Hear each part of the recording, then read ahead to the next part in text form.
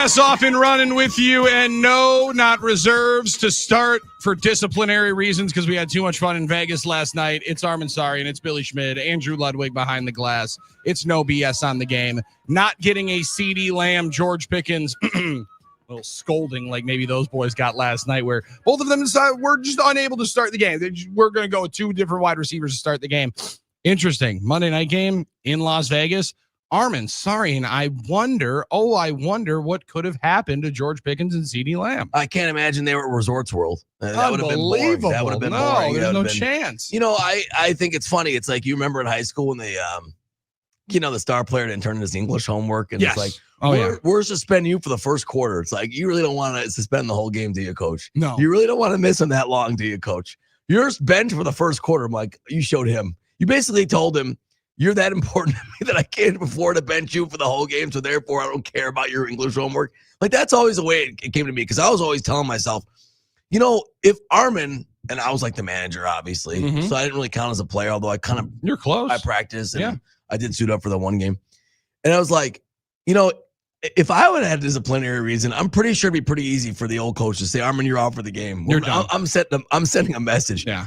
But CeeDee Lamb and George Pickens, no, I need you on those. I need you on those crossing routes. I'm gonna just suspend you for the first drive. Yeah, we're kind of gonna need you guys to catch 14 combined balls for 200 yards and 2 touchdowns, because otherwise we're gonna not be able to win the game. Hilarious deal yesterday, but and you could kind of tell ESPN was tipped off to something because Lisa Salters waited until they finished the drive, which was about as bad of a drive as it possibly could have been instantly, and then you just get the hilarious visual.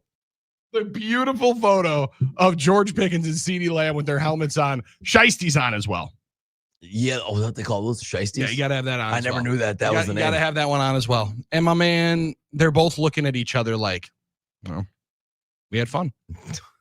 I mean, was that really like a good punishment for them, or was it a punishment for fans, or was it a punishment for Raiders fans who thought they had a chance early on in the game? Because I think there was like a glimmer of hope for them early on in the game, and that might have been part of it. Could have been. Or was it like really just like, you guys don't have to play this first drive? Oh, okay. I guess we get to take a break. It's not too bad. Not a bad deal here. Like, you know what I mean? Like who really was getting punished last night, and for what? And that's the fun part. When it's a road trip to Cleveland or Cincinnati, much different story. Yeah. It's like, what, they missed curfew? Doing what? You know what I mean? But it's like, no. It was in Vegas. I'm like, okay, now this is fun. Now we can start to we can have some fun. Now we can make the jokes. What were these guys doing last night? What happened?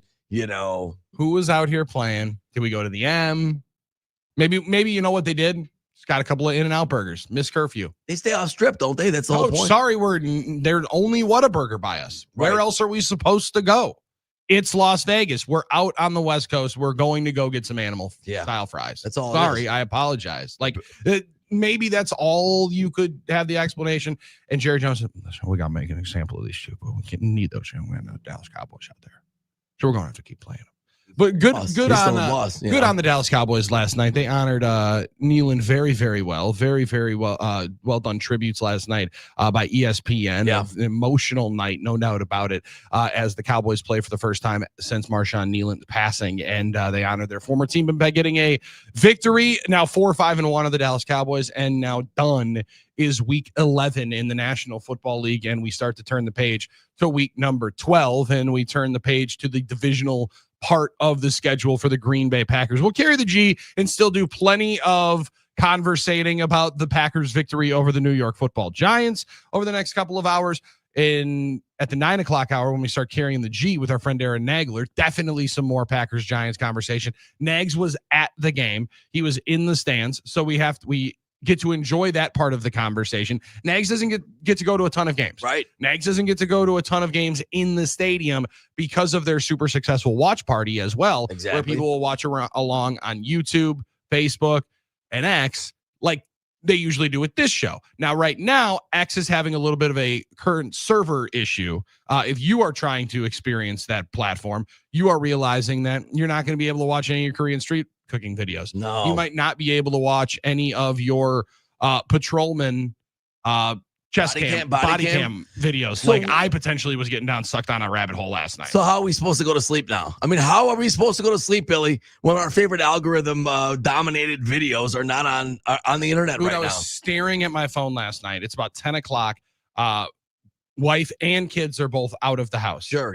Viking week for you. Absolutely. And I'm like, snacking on every piece of junk food that's in the house, doing everything possibly, and sitting there watching mind rot body cam videos for about 2 hours. I felt like I was in college watching Cops again. Yeah, it was about as good of that wholesome moment that I wanted.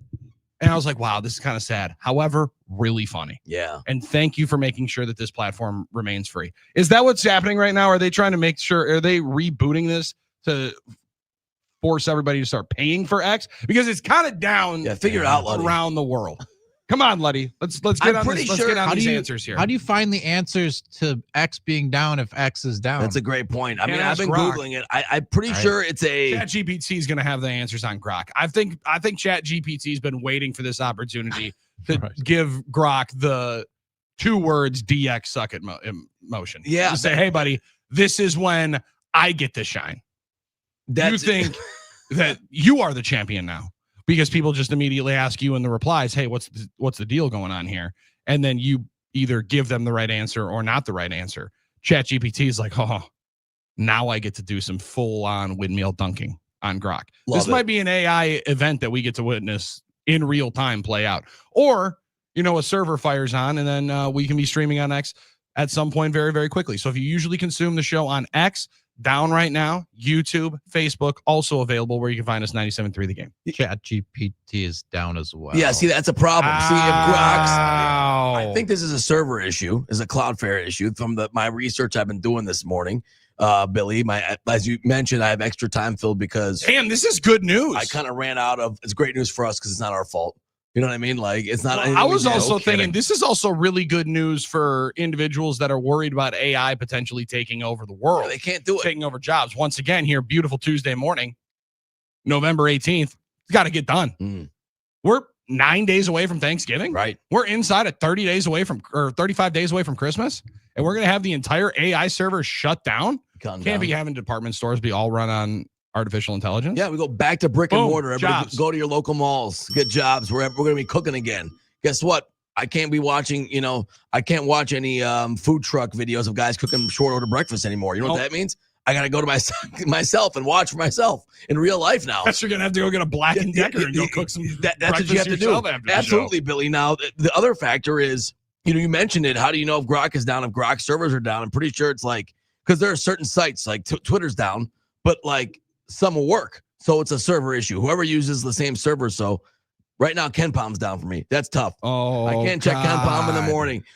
Twitter's down, as you mentioned, Billy. Oh. Yeah, and as you mentioned, there's some other ones as well. Now, Potawatomi Sportsbook, you can still check their site. There we go. We're good there. Our text line's down.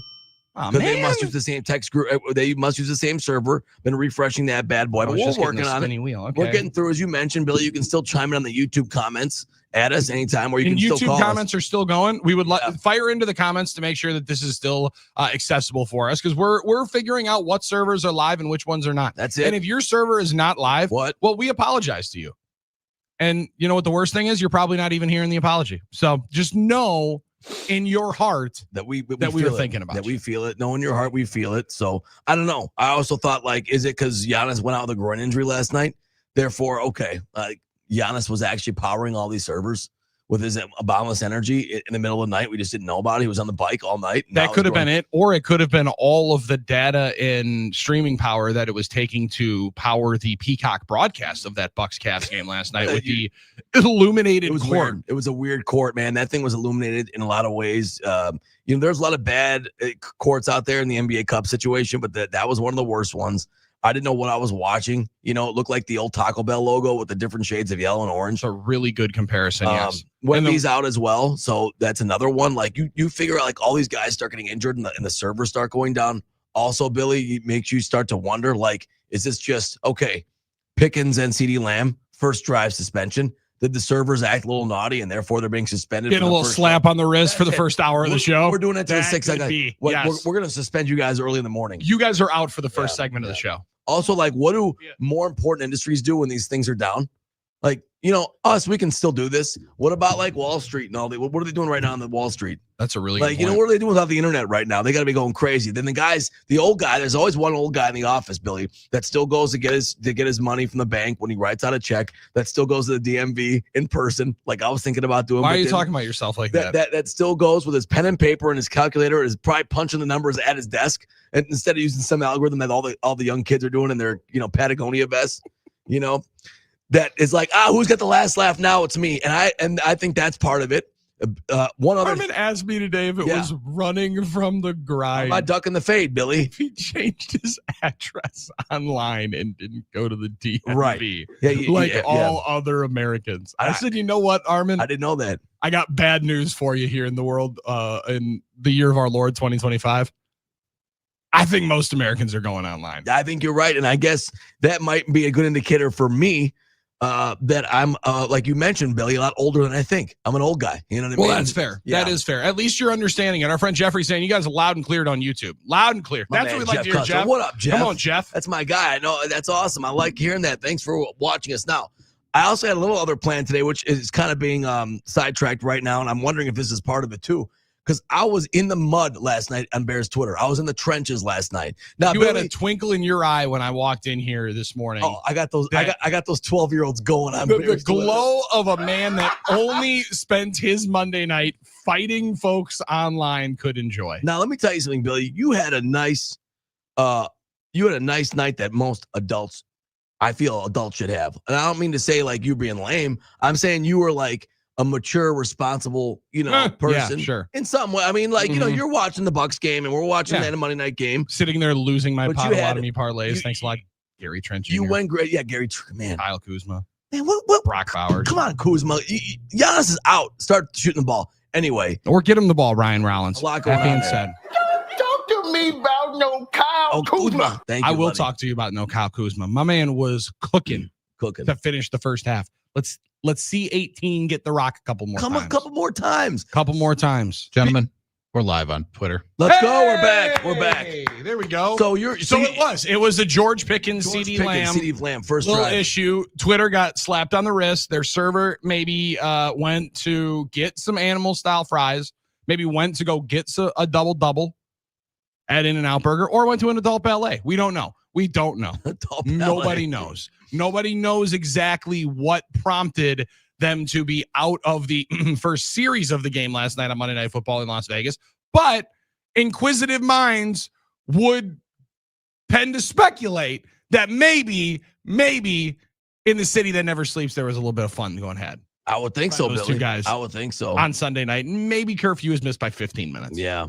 Speaking of cooking, I saw you in line with your mature, like regular night, like that you were doing some grocery shopping for your Viking week, getting the meat for the grill. Phenomenal. So you were doing good things like that. Mm-hmm. I was spending my time going at it with a bunch of 12-year-old Bears fans on Twitter that didn't like my take that their success isn't sustainable. I caught the wrong algorithm. I caught the wrong Twitter community. And the next thing I know, my timeline is filled. While I was cooking victory jokes. Chicken, you were cooking 12-year-old bear meat. Well, they were cooking me in some of these responses, I'll have to admit. But that's fine. That's part of this, and it's fun. And my thing is this.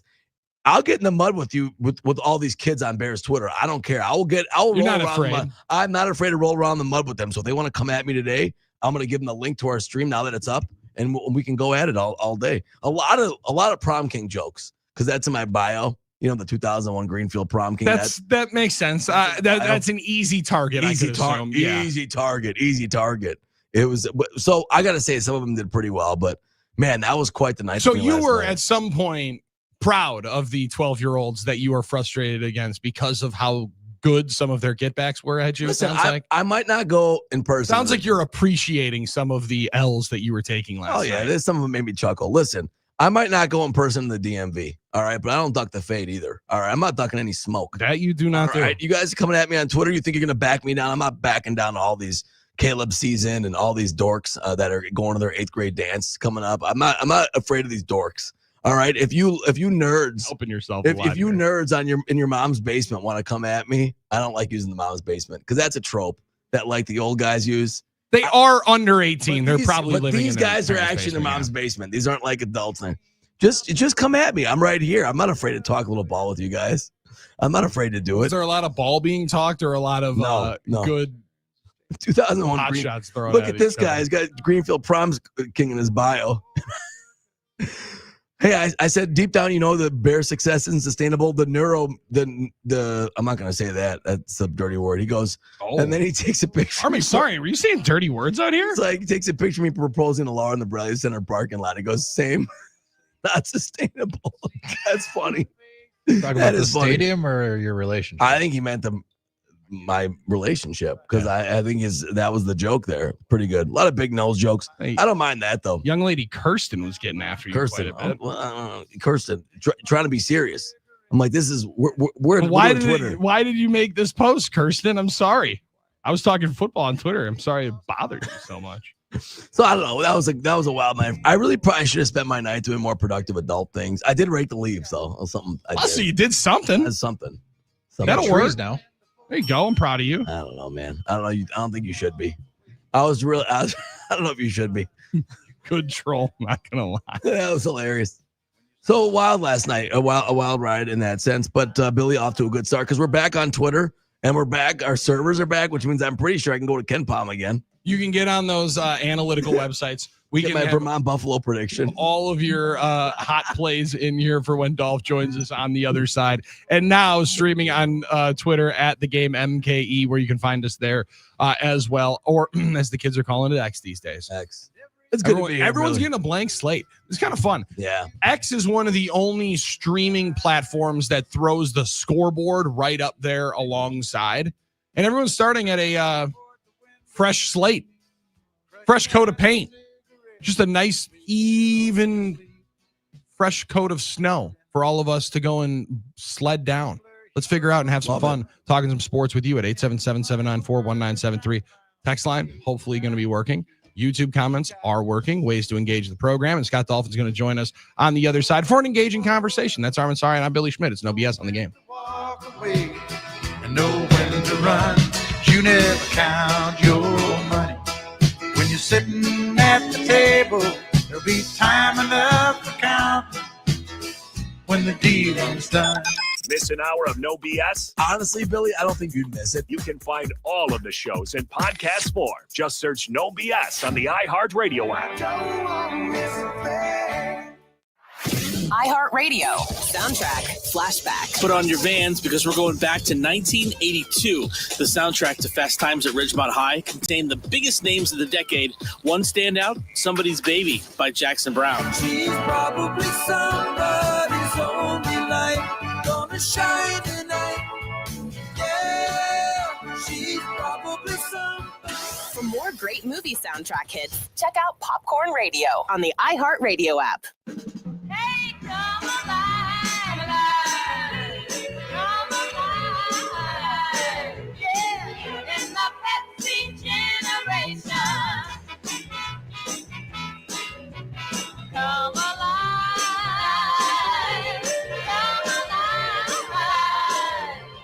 you're in the Pepsi generation. We're dancing, moving, swinging, grooving, laughing, rocking, come alive. Come alive, yeah, you're in the Pepsi generation. Woo, you're in the Pepsi generation. iHeartRadio. Here are the top Hall & Oates songs that you've thumbed up. Number 3, Kiss on My List.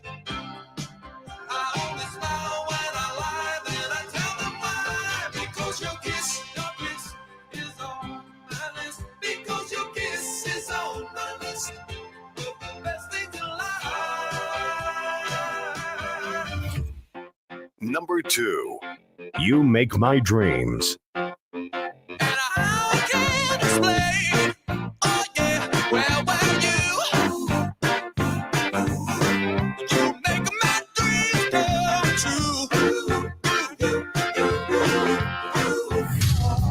Number 1, Man Eater. Oh, here she comes. Watch out, boy, she'll chew you up. Oh, here she comes. She's a man eater. Hear more from Hall & Oates and similar artists now. Search for Hall & Oates on iHeartRadio. All your favorite music, all your favorite stations, all free. Don't talk to me about no Kyle Kuzma. iHeartRadio goes one-on-one with Rick Springfield to get some insight on his latest release, Rocket Science. It's a guitar-based record for sure, and I love big hooks, and not a country record at all. It's a rock and roll record, but it does have some country elements. Keep listening to iHeartRadio for more from Rick Springfield and all your favorite artists. It's the greatest story in sports. Star dropping straight back. It is he throws, has the ball. It is a touchdown. I'm Doug Russell, and this is Tales from 1265, an insider's look at football's most storied franchise.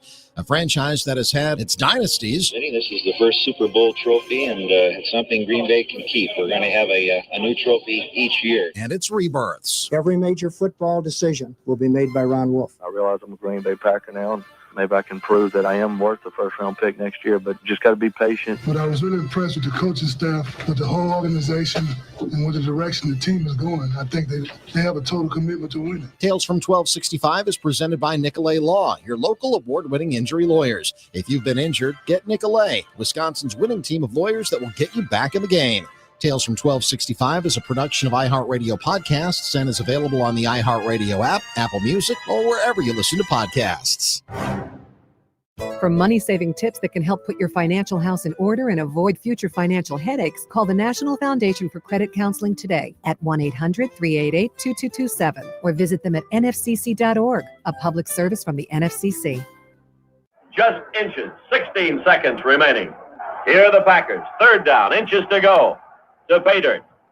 17-14. Cowboys out in front. Packers trying for the go-ahead score.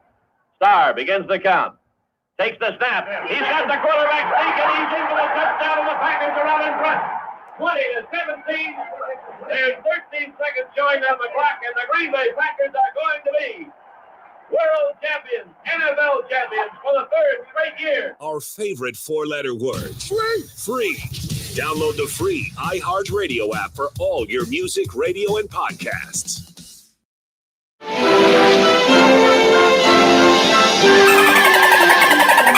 call him Flipper, faster than light.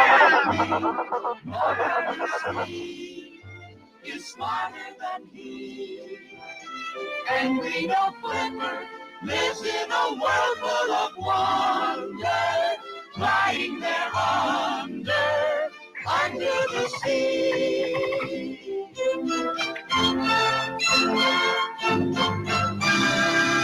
All right, stop talking. We got to get with the music and stop. We ran sorry. all the way through the bumper with Armen going through on a absolute diatribe over here. It's not bad. I'm just it's dipping not in my bad. theology But again, conversations. yes, and we want to have a theology conversation on 1070 The Game Madison and the score in Appleton Oshkosh. Maybe we do. Maybe it'd be an easier way for an affiliate conversation. Okay, maybe you're right. Maybe you're absolutely What's right. your religion? Hit us up on the talk and text line. Well, part of the problem is Twitter's down. You can't tell us there. Yeah, it's back down again, doll. Part of the problem is I was going at it with Bears fans last night. Okay, on Twitter. Now, Well, why do you have to instigate? you know what? that's a That's a good fair question, question. Dolph. That's a fair. question, Dolph. That question's fair as hell. I don't even know what you said. Arlen. All I suggested to Adam Rank was that maybe deep down he knows this winning isn't sustainable, and then they came at me, and that's okay. But they made a lot of jokes about me being the Greenfield High School prom king in 2001 because it's on my bio. It's kind of a tongue-in-cheek, but it was true. And I said, look, I reigned my throne, with benevolence. I was a good king.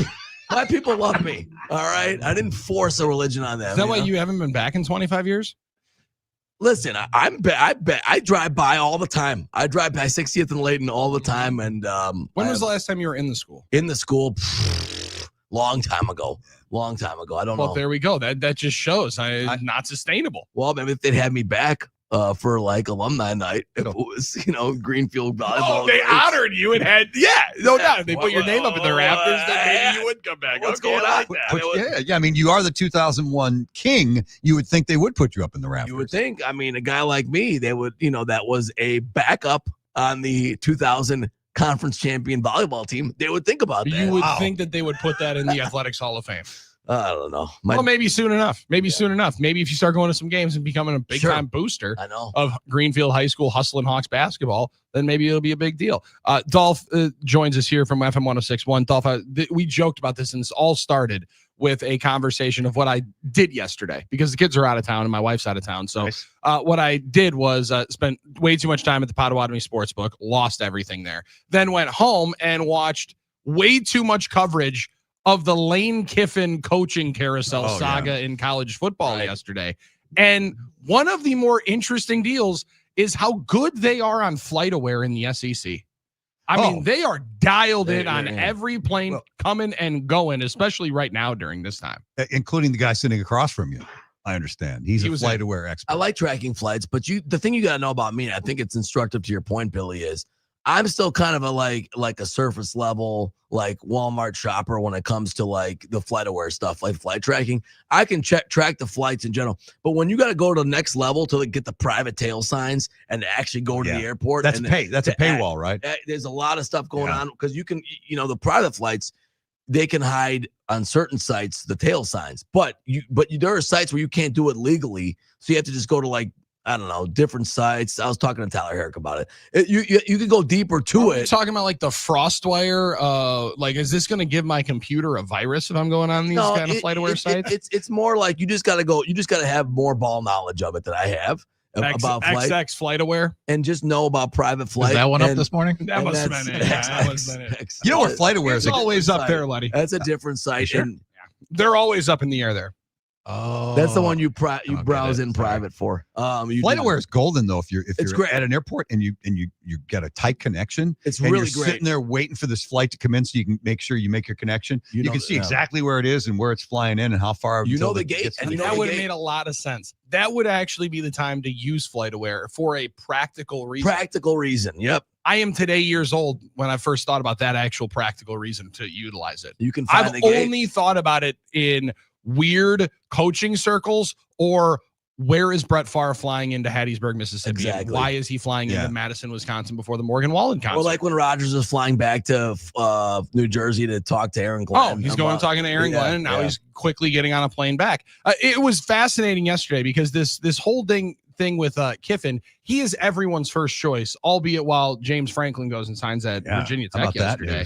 But he has his interesting family dynamic, to say the least, for Lane Kiffin. But his ex-wife is the one doing the tours of the locations to move the family to, because they've since reconciled after their marriage ended, but they have the 3 kids together. The one daughter dates the linebacker for LSU. She's big on TikTok now. Huge. Yeah. He's got a son who's playing high school football. And he's doing this while his team is basically into the college football playoff. And Ole Miss is like, hey, man, that sucks. What are we going to do here? What are you doing here? This is a wild thing that's playing out for the first time with a coach in this kind of new NIL era. You know what I think? I think back to Bo Schembechler at Michigan, blowing out, who was it? Who was the basketball coach? And then they went on and won the national championship with Steve Fisher. Was it Bill Frieder? They got wind that he's done. He's leaving after the NCAA tournament, and they fired him during the NCAA tournament, a great Michigan team. And they went on to win the Natty without him. And that was just before they got the Fab Five, correct? Right. This would have been Glenn Rice, Lloyd Vaught, Rumeal Robinson. This is how the Fab Five documentary starts, is with Steve Fisher getting the job, right? There you go. Okay. I think Bill Frieder is correct. I'm going to make sure. He went to Arizona State, I think. But they got wind of it. And this is inexcusable for this to be going on when your team is as good as they are this year. Well, it's wild too, because and for Kiffin, his name had been toxic sludge in coaching circles for so long. That's so funny. I mean, it was toxic. Well, he was banished to FAU, right? Then won there, then got the Ole Miss job, and then this is all the reporting from all these other outlets, when he thought he was going to potentially have a chance to get the LSU job when Brian Kelly got it. He thought he was going to have a chance to get the Florida job when Billy Napier got it. He didn't get an interview. So now he's like, oh, okay, sweet. Okay, so now I got a top 10 team. Now I got a top 6 team. Now you all want me. And he's enjoying the flirtation and going around all these different circles. He's that kind of guy. For sure. It's not humble like Monty Kiffin. Well, Monty Kiffin was. That's the interesting part of it. Salt of the earth, man. Scott, where like at some point your true colors happen when these big time offers come up in front of you. And I like the questions where it's like, you could, would you do this? Would you do this? It's a lot easier to answer the hypothetical, but now when a $13 million note is sitting there from 1, 2, and 3 different schools, you're like, well, man, maybe I should go and shop around and see which one's the best one to be at. You ever thought you'd see the day when a college coach was making $13 million? Oh, it's amazing. It's amazing when it's climbing. But it just shows you, and you never thought you'd see the day where players are making more than NFL players sometimes. Yeah. But the reality is, there's such a passion for winning. Like there's such a passion for these teams with powerful, rich alumni, and they want the one thing money can't buy, and they will continue to try and buy it, which is winning. They want their team to win because they want to feel good about themselves and about their bragging rights in front of all their friends, and that's okay. That's where the SMU stuff started in the 80s. Right? Yeah. Now all of that is legal. They got the death penalty for it, and now you can do all that. It's amazing. Consequences. And sadly, I think this is going to, this is going to be the death of the mid-major, the smaller schools. I mean, how are they going to be able to compete with this type of dollars? And they're going to lose all their guys. They are already. Now I know they're doing some things to combat this, right? Even in basketball. I mean, look at the great players at the non-power 4 conferences that are moving up. They lose their talent, but I think at least in basketball, they have their own economy of saying, okay, we can still have our own accomplishment of winning our conference, getting into the tournament. Like, sure, that's good at their level. You know what I mean? It's sort of like SIU Edwardsville. It's a little more complicated getting clapped last night. Yeah, exactly. But they made the turn. It's just there's something. I mean, what's Texas A&M's payroll this year for football? Is it 25 million? Yeah, 30? It's nearing 30. Yeah, and that's where some of the better funded teams, Texas Tech is near 35, 40 million that's in there. And there's a lot. This is going to be the highest year because the NCAA is instituting the revenue sharing. Yeah. So it's going to be a little bit more dispersed with the clearinghouse. It's going to be harder to just funnel money in right away. But still, like you mentioned, the mid-major schools, this is also a school that's in the SEC. This is a school that beat 2 of the schools that he is negotiating potentially with this year. Like, and you can also in reality say they're in the same conference, but playing on totally different playing fields. Like Ole Miss had their biggest crowd of all time this year or this week. I think they had 59,000 people there. LSU just fired their coach and they almost had double there. So that's tough when you're actually talking about 2 completely different playing fields. It's always been the haves and have-nots in that conference, and as good as Ole Miss has been at times, they're certainly one of the have-nots in the big picture of the SEC. But the crazy thing is, even the haves, what you consider the haves, like LSU, they lose their guys too. I mean, they lose their guys too. I mean, there's transients there. So it's got to be hard for people that really love to try and have something established, and people that, like Iowa's a great example of the opposite. Iowa's the anomaly, right? They've had the same coach for 30. It's just Kirk Ferentz has been there. It's an anomaly. And like, even though winning is the goal for fan bases, for programs, there are some people that do like having the tradition of, or at least having the comfort of knowing who their coach and their players are going to be. And there's just not that much there anymore. And guys are going to go there. They're not going to get the 5 stars, but guys are going to go there, know that there's a chance they could be developed to go on to the next level. And Ferentz has averaged, I don't know how many years in a row, but I think he's averaging 9 wins a year for over a decade, something like that. They haven't had a losing record in almost 20 years. Yeah. There's also good money around college football. It's not just, there's certain players that are going to be for the number $1 figure all the time. And like Kirby Smart said this week, you know me about physicality. You ain't going to just get a check over here at Georgia. We ain't just giving out checks here. All right. We'll give you a check, but you're going to be about being physical down here in Georgia. Yeah, you got to love that. Kirby's speaking from the heart right there. Oh, he was mad too. They win by 15 and he was so mad. The SEC is one of the best reality television shows come college football season. It is an awesome one to follow. It's like Real Housewives mixed in with football.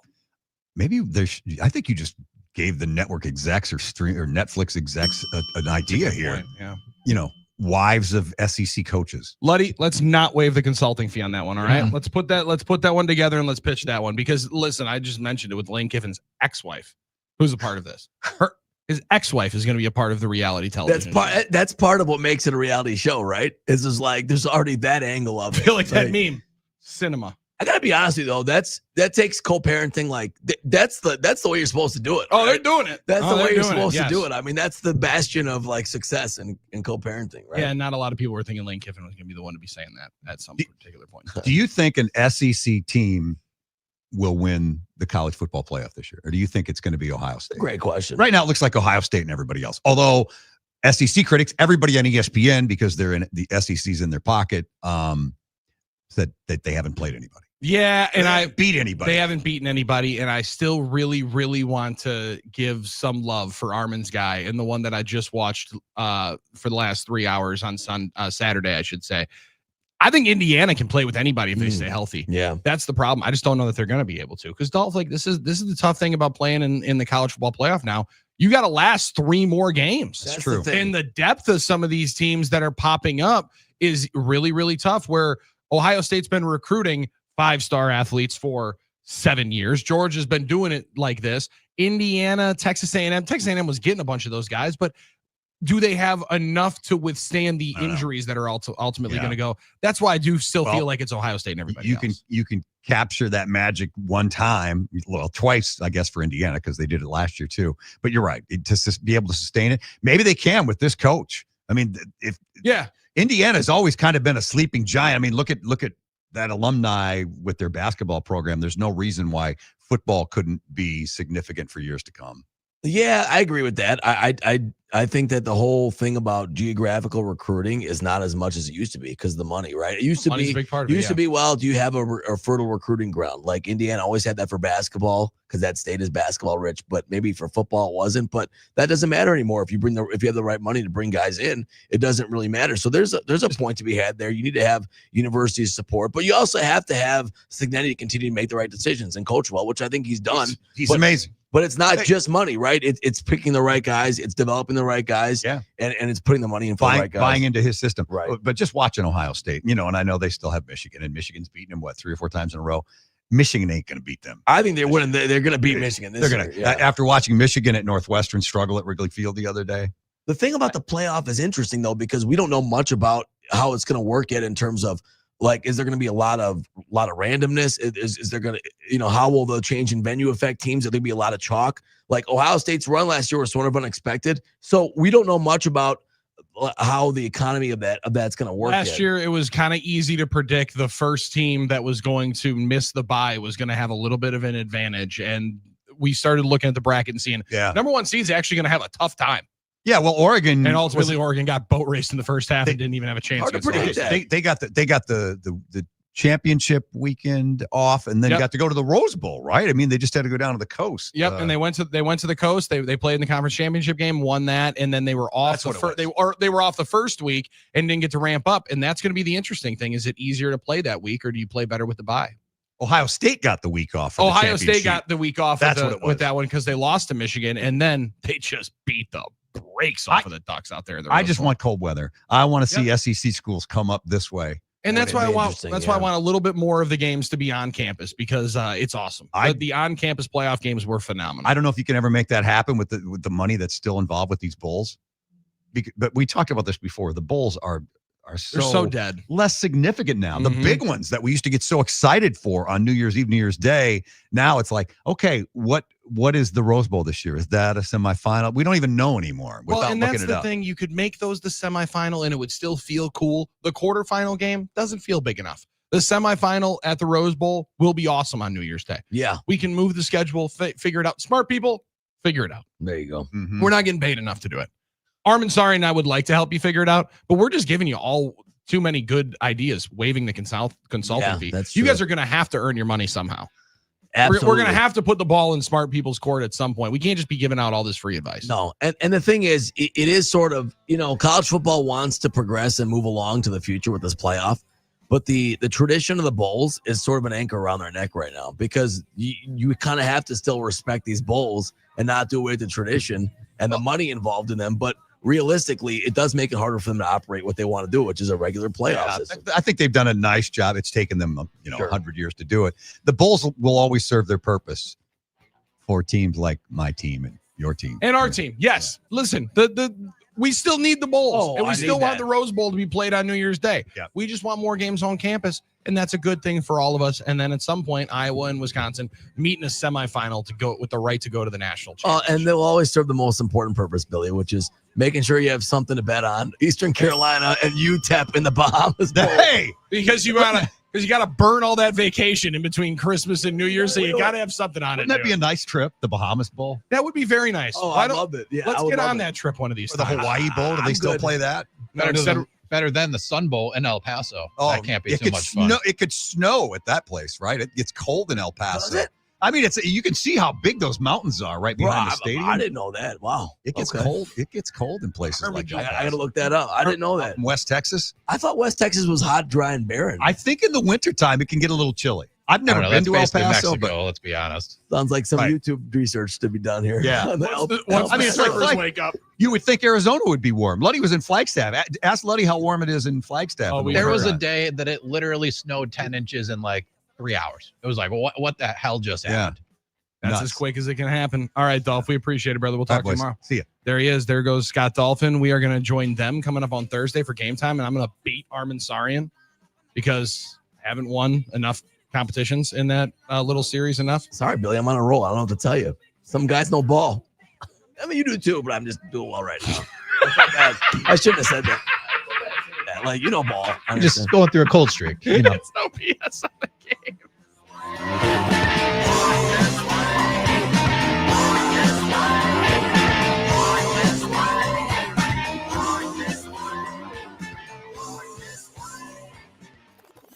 Stay tuned. You do like to grab attention. No BS. We'll be back in just a moment.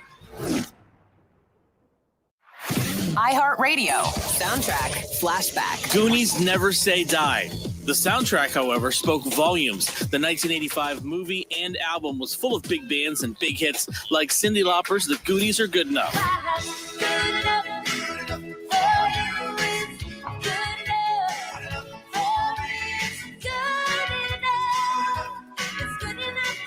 For more great movie soundtrack hits, check out Popcorn Radio on the iHeartRadio app. You get nothing. You lose.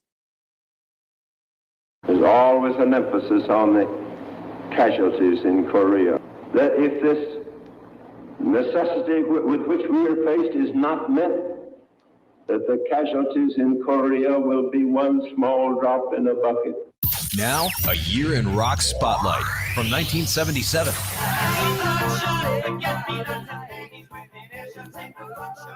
In February of 77, 60s band leader Manfred Mann has a new band and scores a U.S. #1 hit with a cover of Bruce Springsteen's song Blinded by the Light. In March, Foreigner released their debut album. It goes to #4 in the U.S., driven by 2 top 10 singles, Cold as Ice and Feels Like the First Time.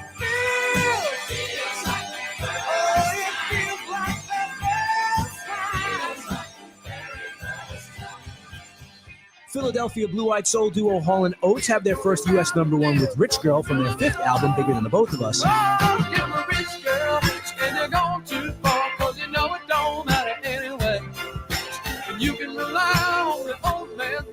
Fleetwood Mac's album Rumors is released. It's their second #1 album in a row in the U.S., dominating the charts at #1 for 31 weeks. It spawns 4 top 10 singles, including the #1 Dreams. When the rain washes you clean, you know.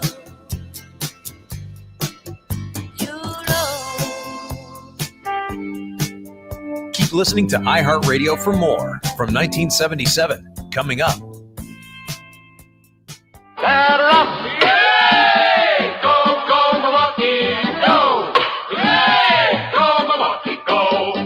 iHeartRadio goes one-on-one with Elton John to talk about performing live. Going on stage was when I could show off and be comfortable. And you know, I was always a bit timid off stage. And the stage gave me an outlet. And you'll find that with many performers, whether they be dancers, actors, singers, musicians.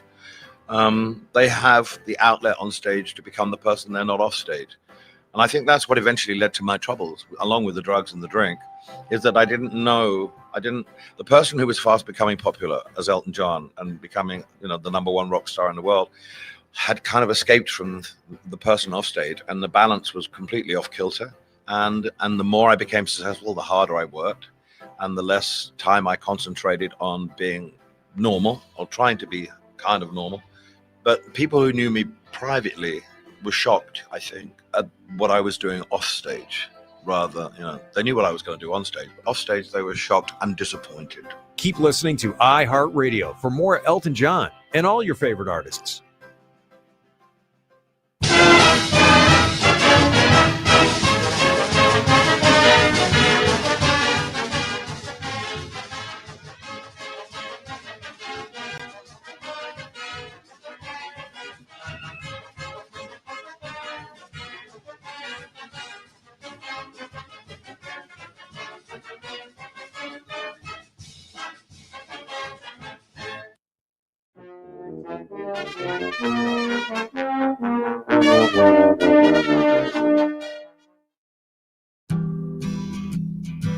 Want to hear Horse with No Name by America? This is Jim from Heartland.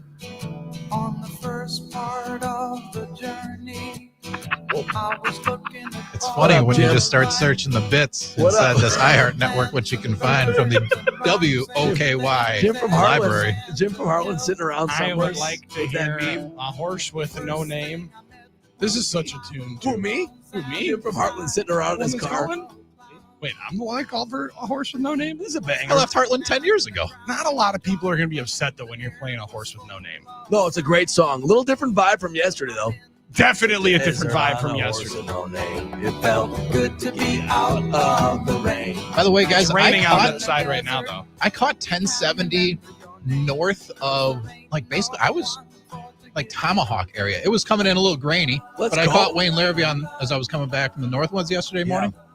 Yeah, I caught Wayne Larrabee over the radio. It's a big signal. 1070 blasts. Our friends in Madison and of the surrounding region. I mean, a lot of the center part of the state picks up. Oh, yeah. By the time you're to 1070. Mosinee, it's beautiful. What up, Mosinee? Stand up. Good morning, Mosinee. I love it. Tomahawk. Nice. How was your trip up north, It was buddy? beautiful, great. man. Got to see a lot of family from out of town. Yeah. And it was drunk a lot. Yeah. I mean, Okay. it happened. Okay. All right, yeah. Well, that's not bad at all. You need a couple days off. Needed to relax on Sunday and just watch the Packers. Let's just say that. Yeah, get a win, get a big win. It was a very relaxing game, too. That definitely worked out for you Huh. because everybody was very relaxed watching that game. The reactions have been very relaxed, very tempered. When we talked to Aaron Nagler, reasonable takes. yeah, right? and I imagine when we talk to Aaron Nagler coming up at 9, we carry the G Armen, that all the reaction of all the Packers fans that was in the crowd was also very calm, very measured. There was no panic, no freaking out, When no, Jordan no Love and worry there at all. Josh Jacobs are both in the locker room. But you're right. I'm excited for Care of the G today because you made the point earlier, and it's true, that Nagler usually isn't in the bowl live for games. Even if he's in Green Bay, he's not there. Mm-hmm. And this kind of felt like the sort of like Green Bay Packers East Coast Bureau, like headquarters reunion, right? Sure. Like all the Cheesehead TV folks are there at the Meadowlands. Nagler's there. I saw like Perry Goldstein and all these. Matt Ramage was there making his first. It's here for Matt Ramage making his first trip ever. So like Packers community, Packers Nation that knows all these people, all the names I'm speaking of, we're all out there together, kind of in New York and kind of representing. So it gave a different perspective to their tweets. Because like usually everyone's watching the same game or listening on the Packers radio network. Obviously, everyone listens. Probably mostly listening. Yeah, and giving their reaction from the TV broadcast. But then you saw a different, like, they're shooting Lucas Haversek in pregame, kicking field goals. And okay, here comes Jordan Love coming out of the tunnel. And what does it feel like in the Meadowlands in the stadium? So it was cool to get that There was a perspective. lot of good scene setting. You're right. There was a lot of good on internet scene setting in stadium reporting. Yes. Not necessarily on field reporting, not necessarily in press box video reporting. Absolutely. But here's from section 144 how Lucas Haversek's kicking through the wind. And how Jordan Love's balls looked in the wind because. Oh, sorry. Oh, footballs. Got it. How the footballs that he threw, how his throws looked. Oh, in his the wind. right-handed football throws. Because Yes, those things. Nagler made a good point that it looked like live he was dropping some incredible passes, which it looked like on TV, but for some reason, I don't know what's the point here. We got 4 minutes left in the segment, and it's already going to be toasted. So I might as well just. Now I just got to find the perfect bump out song. You're doing great work. Keep it The going. thing- I'm gonna be able to All right. rate it in. I'm gonna be able to rate it in. Jordan Come Love, on. as of Not even yesterday, damn immature. Jordan Love as of 31 years old. Grow up. It's okay. Listen. Are you kidding me? Look, are you kidding me? I was making the worst jokes on Twitter last night with 12-year-old Bears fans. I'm not any better. No, they were making the jokes at they your were expense. a lot of big nose jokes. By the way, if you're making a big nose joke to an Armenian guy, it's like a compliment. You didn't do it right. You can't tell an Armenian guy he's got a big. That's like a compliment. The for other Armenians. thing is, I got a great looking big old schnoz here, right? That's what Armenians have. You do have a very, very nice looking Armenians have big nose. I don't care. I would have big also noses. say it this way, brother. Come on, let's come up with something better. Like Something better than the nose low joke. hanging fruit. Come Yeah. on, let's go and grab something. That's like when somebody comes at me with, "All right, Tubby." Come on, really, Tubby? Exactly. Come on, Tubby. Like what a I'm boring down joke. to hear a good one, but come with a good troll. Right. That Bradley That was that good. Bradley Center troll is one of the better ones I've heard of you in a long time. After you and set the stage of it, Yeah, Armen please do. Sarian got himself into a bit of a sticky wicket last night online. If you're just when joining us, Adam Rank of NFL Network put up a graphic of the Chicago Bears being in first place in the NFC North and said, I'm just going to leave this here. I'm going to enjoy this for a while. I'm going to screenshot this to remember it. And Armen Sarian had to say, because even you know that this winning is not sustainable. Because deep down, you know it's not sustainable, and you never know why or how or when it happens. And but when that you one put hit, that one out, that one hit, on Bears Twitter. Yeah. Don't act like you're surprised or stunned that they liked being able to go after that. No, I'm glad. I mean, I'm glad it went. I'm glad it kind of went Engagement viral. farming. Big time engagement. Armen on that. grabs it and then gets blistered for a good 3 or 4 hours by Bears fans. Oh, listen, I'm telling you, dinner. We played a little bit last night with Lena, Miss Rachel. Bedtime, great little process. All in the midst of obviously, it, you're just bath getting time. sauteed And by these people online. Next time I open my timeline, it's like absolute, war zone. Boom, peaked in high school. Boom, I see. Got engaged in the Bradley Next Center. thing I Boom, know, Packers suck. People are taking my profile picture and AIing it. Did you see that one? Oh, It's like an AI version of my profile pictures. I don't really get how that's supposed to be a rip. I mean, whatever. It was hilarious to see last night. And no, Billy, when I can get in to the headspaces of Vikings or Bears fans, I'm all about it. And these middle schoolers were absolutely going at me last night, and I was like, "Oh, this is great. Just keep taking your time doing that." But it was funny to see a little bit of that, Billy, last night. It was great to see. So if you're out there and you want to come at me, just come at me in the comments here on the YouTube and the Twitter, if Twitter's back up.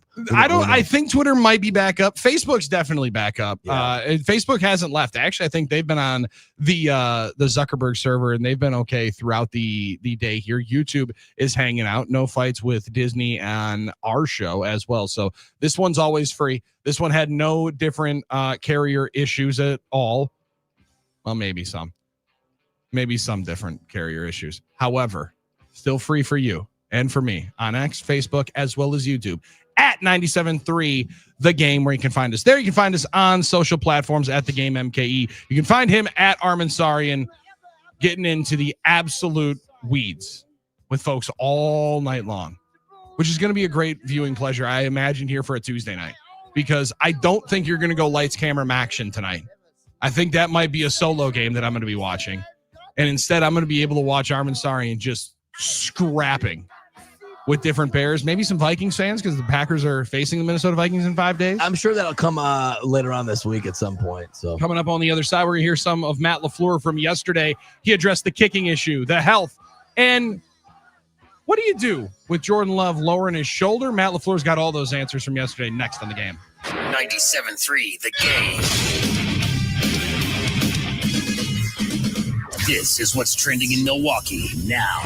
It was a rough one for the Bucks. For the first time this season, they lose 2 games in a row. They also lose their best player for an undetermined amount of time. First to the game, the Cavaliers win 118-106. Donovan Mitchell had 37 points to lead the way. Giannis had to leave the game late in the second quarter with a groin injury. He'll get looked at again today. Moving on to college hoops, number 23 Wisconsin, no trouble at home against SIUE. The final score 94-69 at the Kohl Center. Week 11 in the NFL came to a close last night in Las Vegas. The Cowboys beating up on the Raiders 33-16 at Allegiant Stadium. And the Packers are happy to be back in the win column after their 27-20 victory over the Giants on Sunday. That snapped Green Bay's 2-game skid. This coming Sunday, the Packers take on the Vikings at Lambeau Field. Game time is set for noon. I'm Doug Russell on the Game Radio Network. Whatever it takes. Want to watch No BS? We'll do anything it takes. They're live on YouTube, Facebook, and X right now. We have a place for it. Just search 97.3 The Game. iHeartRadio.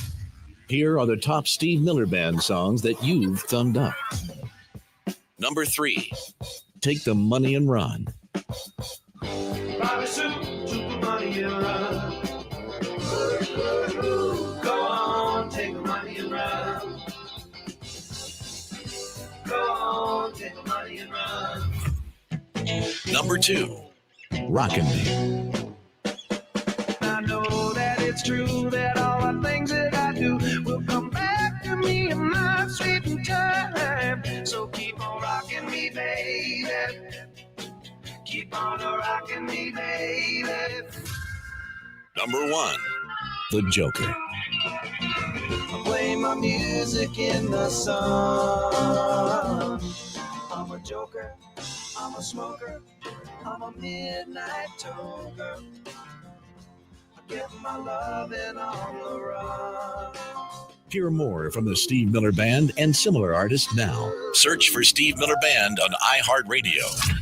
All your favorite music, All your favorite stations. all free. Marsha. iHeartRadio. Soundtrack. Flashback. We're going to need a bigger app with all the blockbuster hits from the 70s. The theme from Jaws continued to thrill and scare us for years since the 1975 classic film.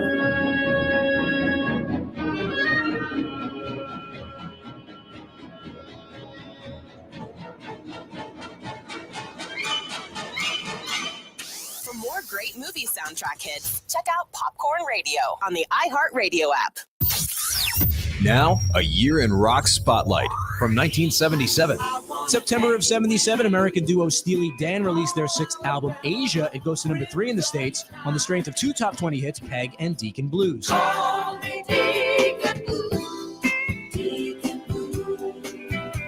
In October, the major label debut album by Meatloaf is released. Hits number 14 in the U.S. and goes on to be one of the best-selling albums of all time.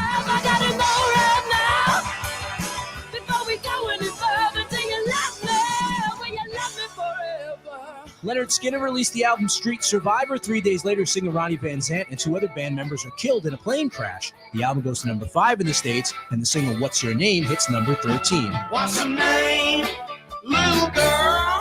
What's your name? In November, Eric Clapton's Slow Hand is released. It goes to number 2, driven by 3 hit singles, Cocaine, Wonderful Tonight, and Lay Down Sally. Lay down, Sally, and rest you in my arms. Don't you think you want someone to talk to? Keep listening to iHeartRadio for more from 1977. Coming up.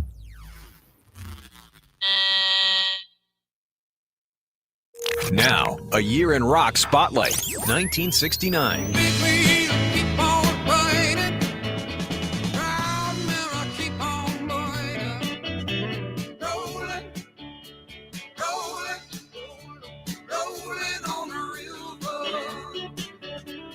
In January of 69, Creedence Clearwater Revival has a number 2 hit with Proud Mary. The Beatles performed live for the last time on the rooftop of Apple Records in London. And after touring as the New Yardbirds in September of 68, Jimmy Page renames the band Led Zeppelin and releases their debut, which goes top 10 in both the US and UK. Oh, good times, bad times, you know I've had my share.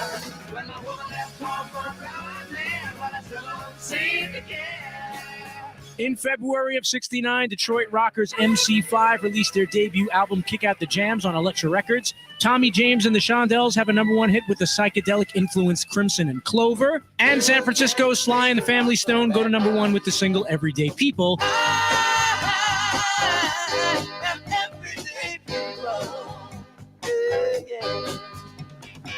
Keep listening to iHeartRadio for more from 1969. Coming up.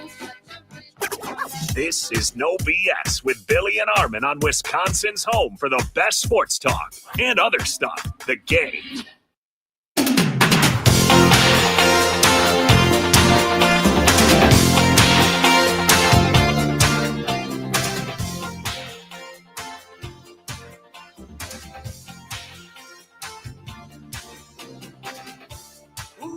Welcome back back. Hour 2 and no BS on the game. I'm Billy Schmidt. That's Armen Sarian. We're back with you and enjoying the start of hour number 2. And we are going to have an abbreviated run on no BS because we will give way to our conversation with Aaron Nagler coming up at 9 o'clock. And we carry the G for 2 hours, talk a lot of Packers and Giants. Hear from the head coach here coming up in a couple of seconds from right now. But for 877-794-1973, the NicolaLaw.com talk and text line intermittently working here today. We are working through a lot of different malfeasance, as our friend Larry McCarron would say. I think the best way to describe malfeasance. Yeah, the best way to describe the text line and Twitter and all that.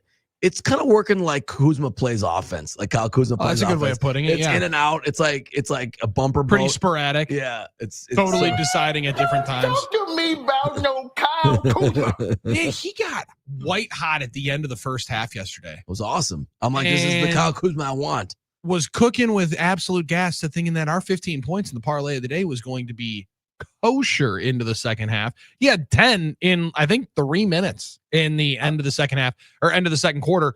And then Giannis out with the groin. Getting the hell beat out of him all night. I was going to say, or Jesus. Just in the words of one Doc Rivers, call the foul. I mean, call the he foul. Is just getting absolutely hammerschlagen going down into the post, and not surprised that he comes down with an injury there. Disappointing to say the least. Hopefully not going to be any kind of a long-term situation, but did not look good, to put it very, very mildly, as Giannis limped down the floor.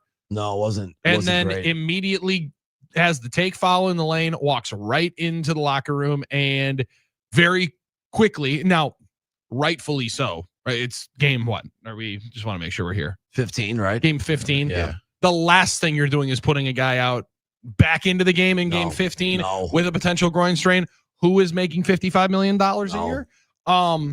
But quickly deemed out. And I would imagine that he is out for a couple of weeks while whatever this is calms down, because it definitely did not look good last night in Cleveland. No, I mean, not great at all, obviously. The one good, I think what did look good is how the Bucks competed without him for most of the game. I mean, they hung with him most of the game. Yeah. I was pretty happy about that, but Cleveland was just way too much. Cleveland's too much, obviously. And I don't know, as Laura saw how upset I was last night when he got injured. I said, oh man, she said, what's wrong? I'm like, Giannis is injured. And she said, well, what is it? I said, it's a groin. Well, she said, it's okay. It's not serious, right? That's not as bad as it could be. She thought maybe it was like a knee or like a potential very serious injury. I'm like, yeah, I guess you're right. So thanks a lot, Dr. Chow. I was going to say, I like that she went right, Dr. Chow. It doesn't look like it's going to be a career-ending one. Yeah, it does not look like a career-ending groin injury for Giannis last night. Often a groin is not comfortable and it takes some rest, but it's not like a serious. Let's be honest. Probably the groin area is the last thing Giannis is going to rest. Man's got 5 kids in like 7 years. So. Oh, that's good. That was good work. Going to be a tough one for him to be able to let that one settle down. Head coach Matt LaFleur yesterday talking about needing some rest and some relaxation. More importantly, good news leads off on the update with Packers running back Josh Jacobs, who maybe Warren Brinson helped us out yesterday, where he posted a picture of himself running out onto the tunnel in his Packers outfit and said, enjoyed my first time playing on concrete. So maybe that's where the injury for Josh Jacobs comes, as that's where we start with an update with the head coach yesterday on the Packers star running back. No. This week, a possibility? Potentially, we'll see where he's at.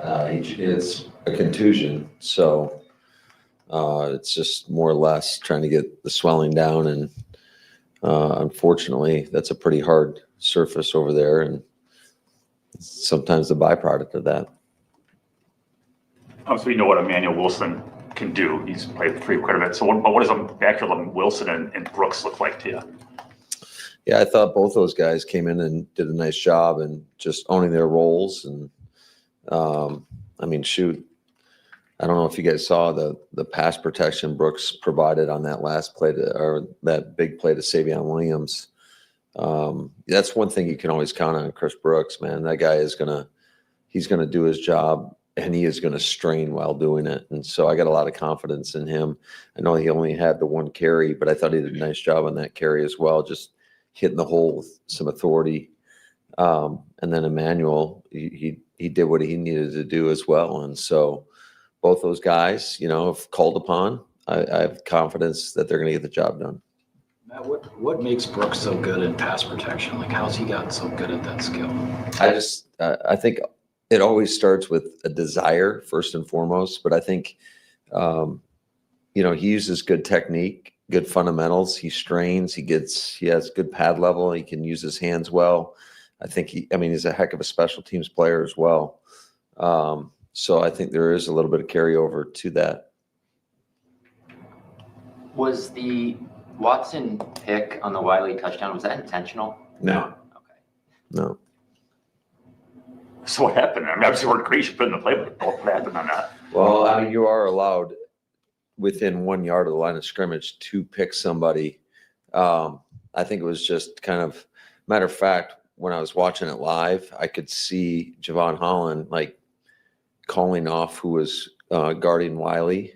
So my eyes kind of went backside thinking that that's where the ball was going to end up going. And so when Jordan threw it to Wiley in the flat, I was like, uh-oh, because I just assumed somebody was out there.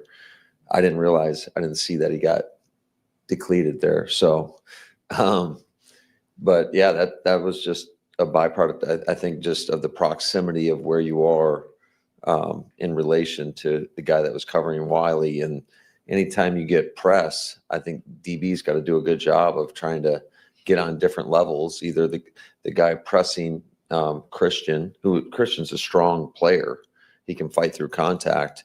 You just got to try to press him so hard that the guy can play over the top, or you got to get on different levels somehow, some way. On the play before that, Musgrave was on the field, and I believe that was his last play. Was he dinged, or did you just finally go look at some other guys? No, I think it was kind of how the game played out. And I've already kind of addressed it.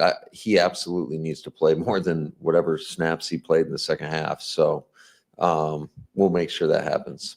Yeah, I thought Luke, I know that we had the one drop in the flat, really the two drops or whatever.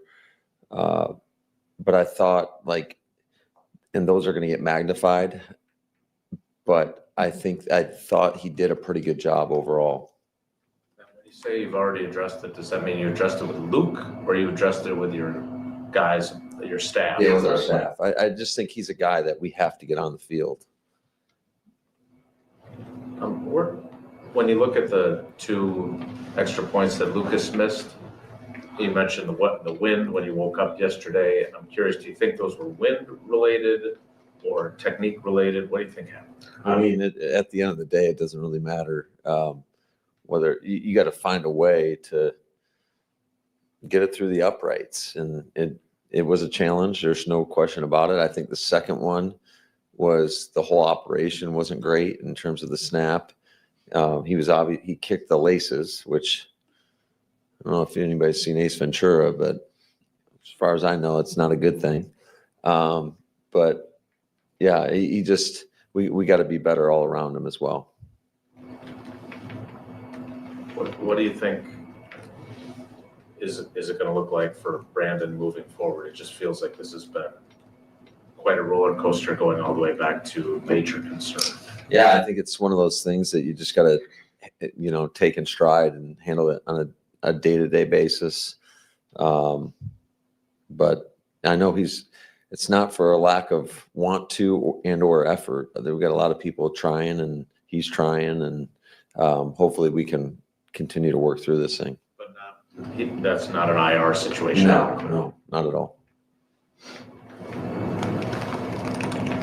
Rome got shaken up a couple times. Was that aggravating things, or was it that turf crap in his eyes? What happened? I'm not quite sure. It sounded like that's what happened. I don't know if he got some of those pebbles in his eye or whatever. On one of the plays, I don't know if did you guys see him post game? No. Looked like he was in a boxing match with somebody. His helmet must have slid down, and so he had his eyes were a little puffy. But it speaks to just how tough Rome is and his ability to bounce back and battle back and come back in the game. And just obviously we all know what type of player he's been for us, and he's been super reliable, super consistent.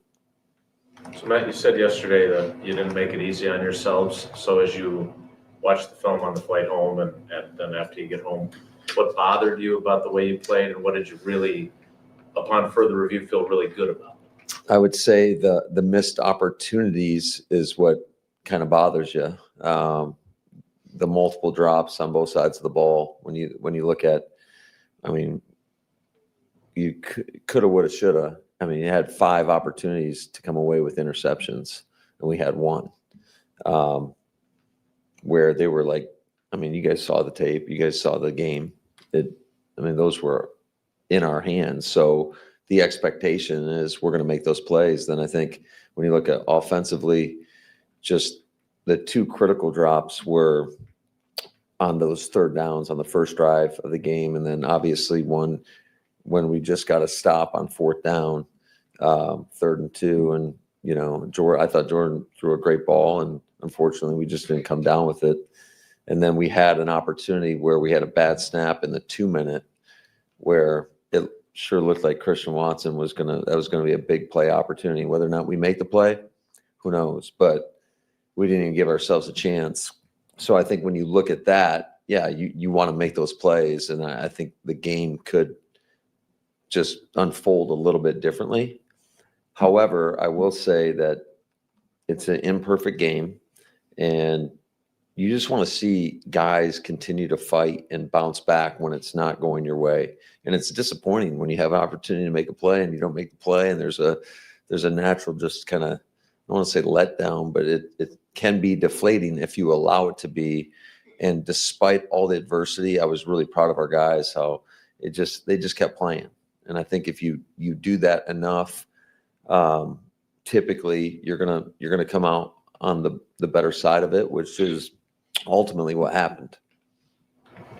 A, how's Jordan? And B, did you have to adjust anything yesterday with the injury? No, we didn't. He's doing good. Obviously, he's definitely sore. I mean, that was a pretty big hit. One of those that you just come on, man. Can't put yourself in those situations. But I thought I thought he played his ass off yesterday. I really did. I thought he was throwing accurately. He showed a ton of toughness in the pocket. I mean, there were multiple times where he's getting hit pretty good from within the pocket and making throws. So I was really proud of his ability to come back into the game and just show that not only physical toughness, but the mental toughness to hang in there and, continue to keep fighting. So how does that come on man conversation go with him? Like, he was really proud of getting the angry run in like week 2, right? Sure. But then I think back to Rodgers during the Super Bowl season, and he gets a concussion in Detroit, and he's not able to play the following week in New England, and that could have kept him out of the playoffs. How do you get through to him that, hey, I love everything about what you're doing, but you're too valuable for Yeah, me? it's one of those deals where, I mean, things happen pretty quickly out there. I think he, as he was scrambling, he did a little pump fake and actually got the guy to kind of leave his feet a little bit. And so I don't know if he thought he was, a little bit more elusive than what he really is and thought he could get around him or not, but obviously didn't work out. I think I do think that's a fine line in regards to how you coach a guy in those situations. There's a lot more feel to it than because things happen so quickly.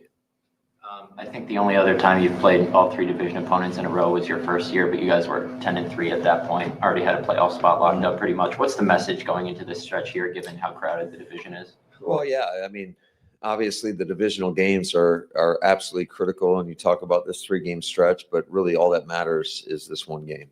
And for us right now, I mean, we just got to focus on what's right in front of us, and that's to try to put together the best plan to go out and play a team that I think is a extremely tough football team.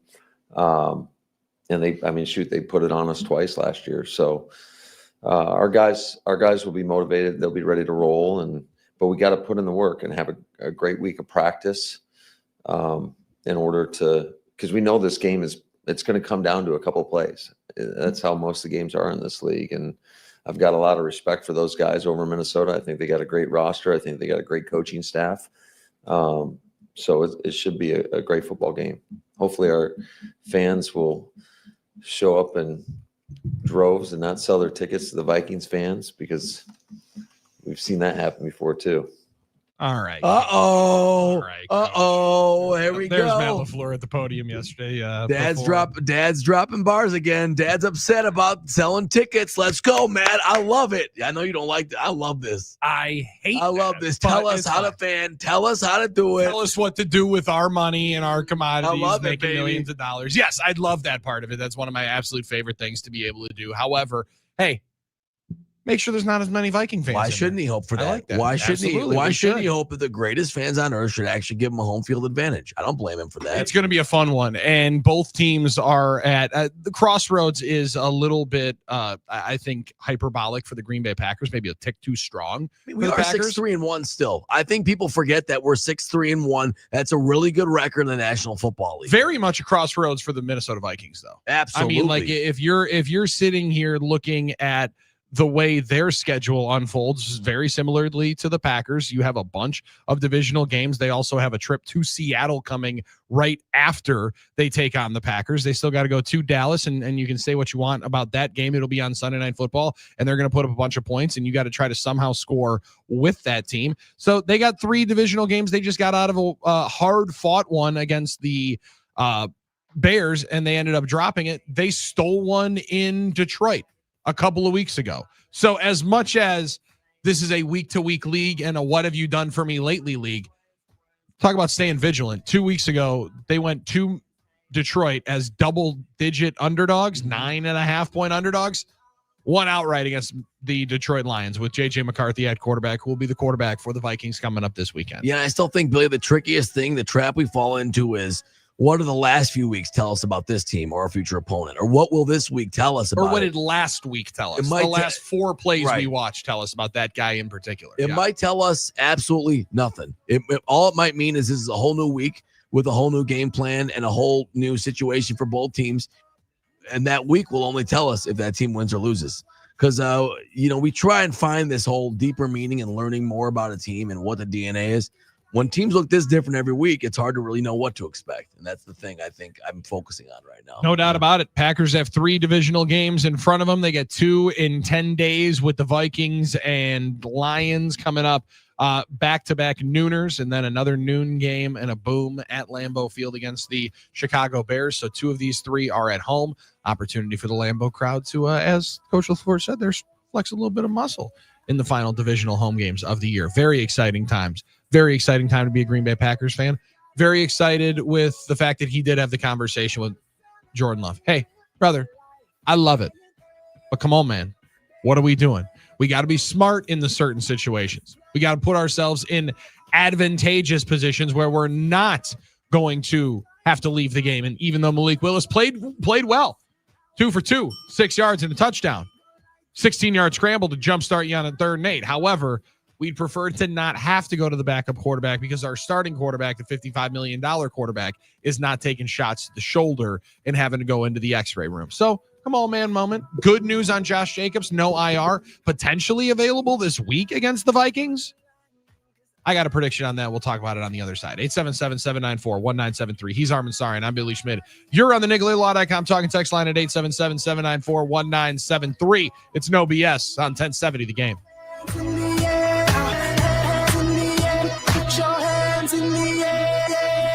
Miss an hour of No BS? Honestly, Billy, I don't think you'd miss it. You can find all of the shows in podcast form. Just search No BS on the iHeartRadio app. iHeartRadio is the easy-to-use app for music and radio. Download the free iHeartRadio app today. iHeartRadio goes one-on-one with Elton John to discuss some of the secrets behind songwriting and success. Artists think too much. You write a great song, it's going to register with people. Don't think about what sound I'm going for next. As you get older, you want to try different things out, and you want to experiment. But in those days, it was nothing of the sort. We just went in there, wrote the songs. We had changed. We changed from the Elton John album into a full-fledged 4-piece band, but we hadn't realized. And it was not planned. It just happened. I'm a great believer in go through life, trust the process, and something will happen if you have the faith to let it happen. Keep listening to iHeartRadio for more Elton John and all your favorite artists. We'll be right back on The Game. iHeartRadio. Here are the top Blondie songs that you've thumbed up. Number 3. One Way or Another.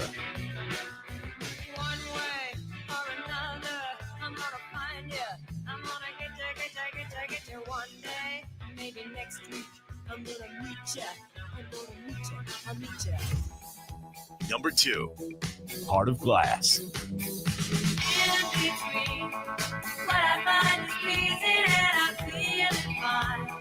Love is so confusing, there's no peace of mind. If I fear I'm losing you, it's just no good. You're cheesing like this. Number 1. Call Me. Emotions come, I don't know why. Cover up love's alibi. Call me, call me, anytime.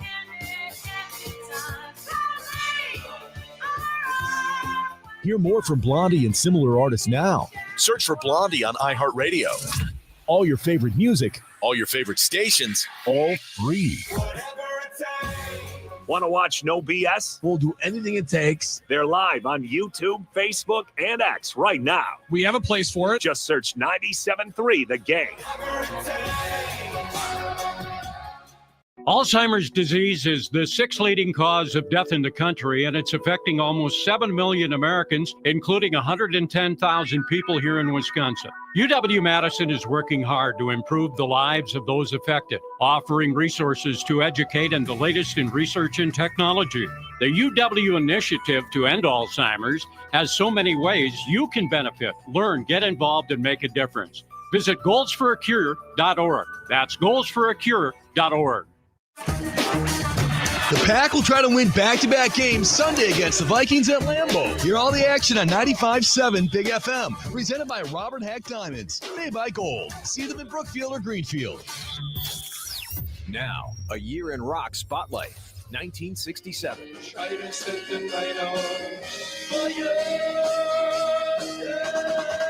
In January of 1967, Los Angeles band The Doors released their debut album, which eventually goes to number 2, and features the single Light My Fire, which goes to number 1 in July. The Rolling Stones released Ruby Tuesday, an ode to a groupie written by Keith Richards. The song takes them to number 1 in the U.S. in March. And San Francisco band The Jefferson Airplane released the surrealistic Pillow album, scoring 2 top 10 hits with White Rabbit and Somebody to Love. Don't you want somebody to love? Don't you need somebody to love? Wouldn't you love somebody to love? You better find somebody to love. In March of 67, Buffalo Springfield re-releases their debut album to include the hit single For What It's Worth. In April of 67, Give Me Some Lovin' by the Spencer Davis Group goes to number 7 in the U.S., with vocals by 17-year-old Steve Winwood. And in May, Elvis Presley marries his 21-year-old girlfriend Priscilla in Las Vegas.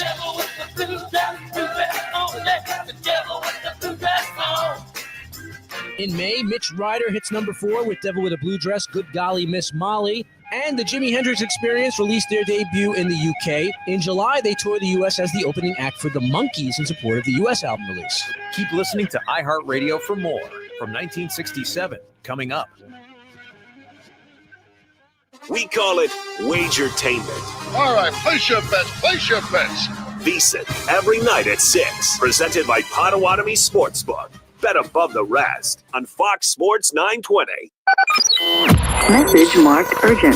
We're here for you now on the NicoleLaw.com talk and text line at 1-877-794-1973.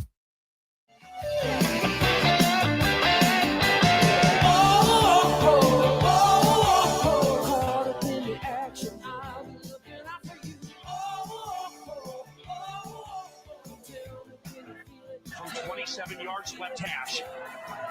Snap good, spot down. Walsh's kick is up, and it is no good. He missed it. Are you kidding me? The season can't end like that. He missed it left. and the Seattle Seahawks are off to Charlotte.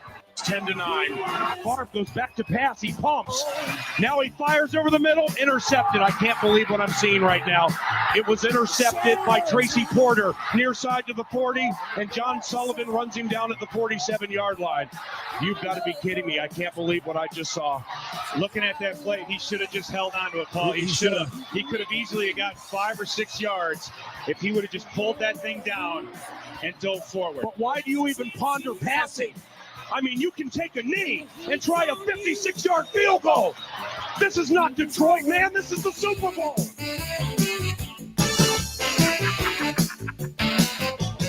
Oh, ask and you shall receive on the NicoletLaw.com talk and text line. It's the Super Bowl. Welcome to Rivalry Week. Welcome to the border battle. And welcome back to No BS on the Game. Part of what makes it so good as a Packer fan to hear the absolute agony and some of the great, Vikings, mess up calls of all time. I don't know what the right term is. The Viking heartbreak calls of all time. Low lights. How good Paul Allen is at his job.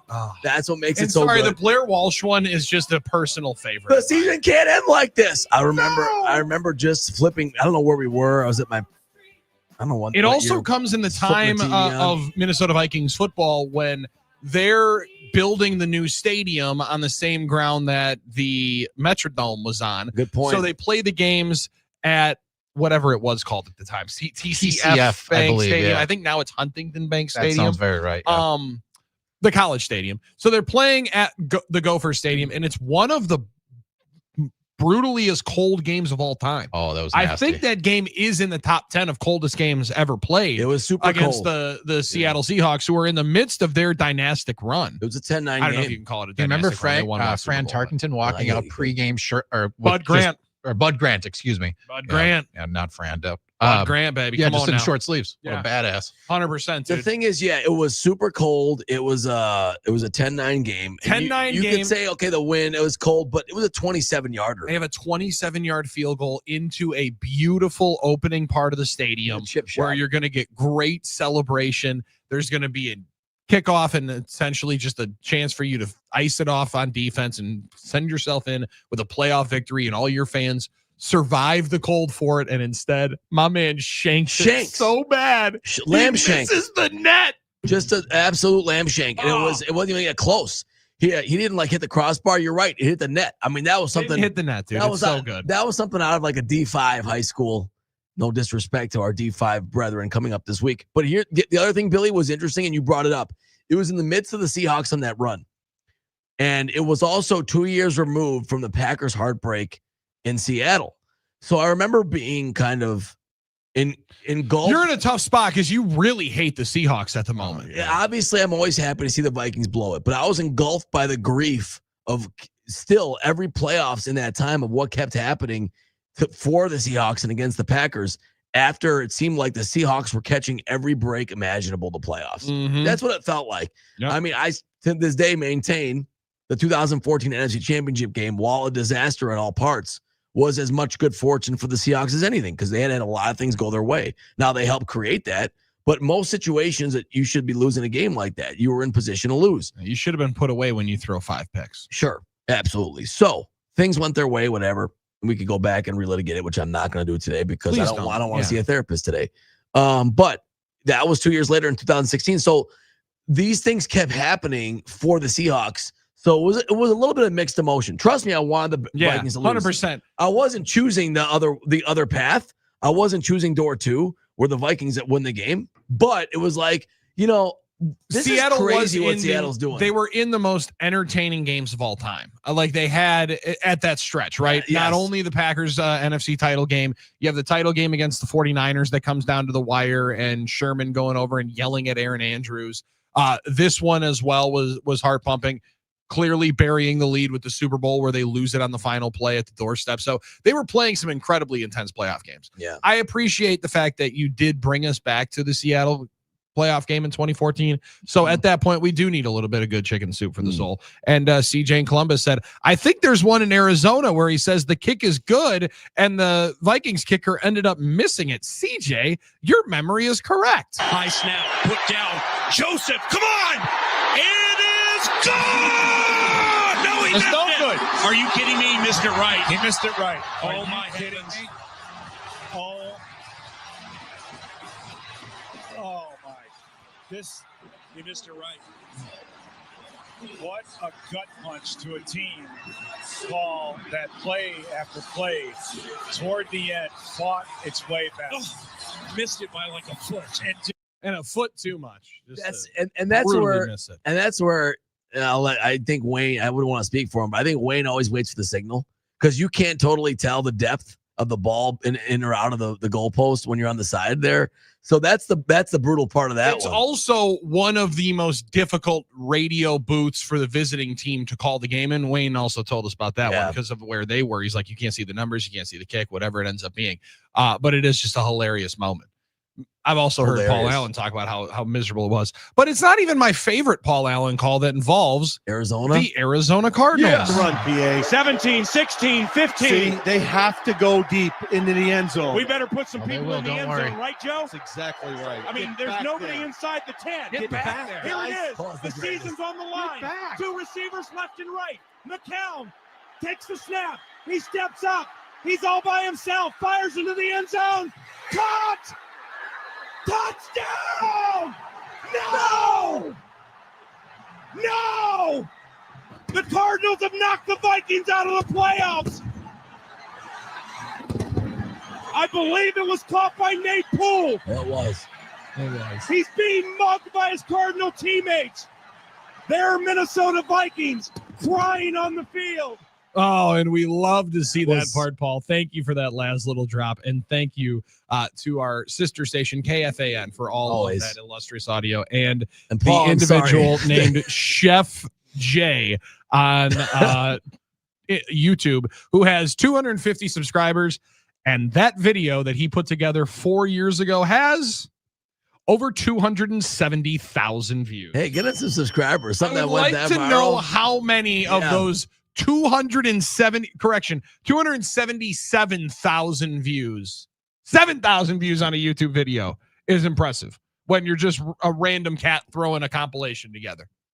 277,000 is a great credit to Packers fans because I got a good feeling Packers fans are the ones enjoying the most of Chef Jay's work here with this one because he definitely cooked.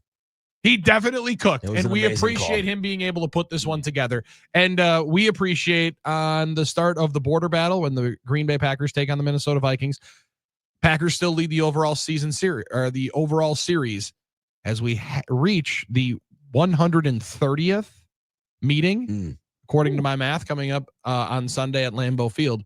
Packers have a 66-60-3 lead in that. It's amazing how sometimes these can be so close, but we do lead the series, which is good. The amazing thing about his calls is a lot of people feel like they're a fan watching it while he's calling it. Like he's kind of voicing their feelings, which is amazing. We gotta get some more guys in the end zone. This was like pre-social media, pre-internet, pre-trolling, and the Packers brought in Nathan Poole as a guest of honor at their playoff game after that. I don't know. Gave him the key to the city. He got a seat to go to the game. He got like the red carpet, which these days would be seen as like an all-time troll, but I don't think at that time that was even a consideration. Like that wasn't something people were thinking about. It was just like, let's get this guy in here to like celebrate. That would have been so celebrated. Yeah, it would have been. It would have been. And that was the one also where people didn't have the capability yet with their phones. So I remember there was the word coming out from the suites at Lambeau that they lost that game. They were turning the TVs around. Yeah. And then all of a sudden it flashed up on the screen. Because the Packers are just beating the hell out of the Broncos. At the moment. It was over, but it was all about like this team has to obviously beat the Vikings have to lose to the Cardinals.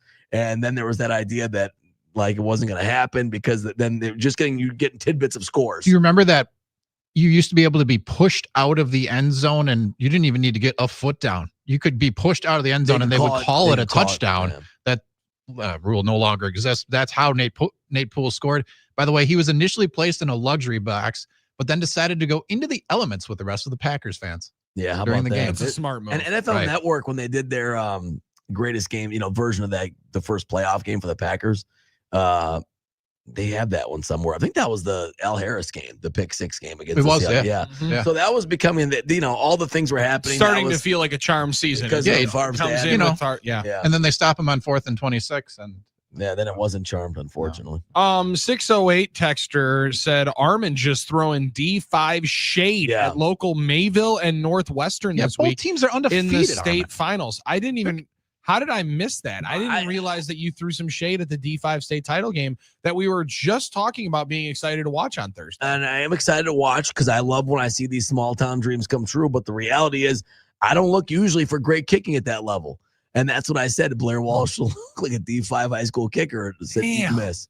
I'm sorry. If there's a great kicker out there, I can't Mayville, wait for the Edgar kicker in the D6 Edgar. title game Oh to my God. pop one through the uprights and win the state title.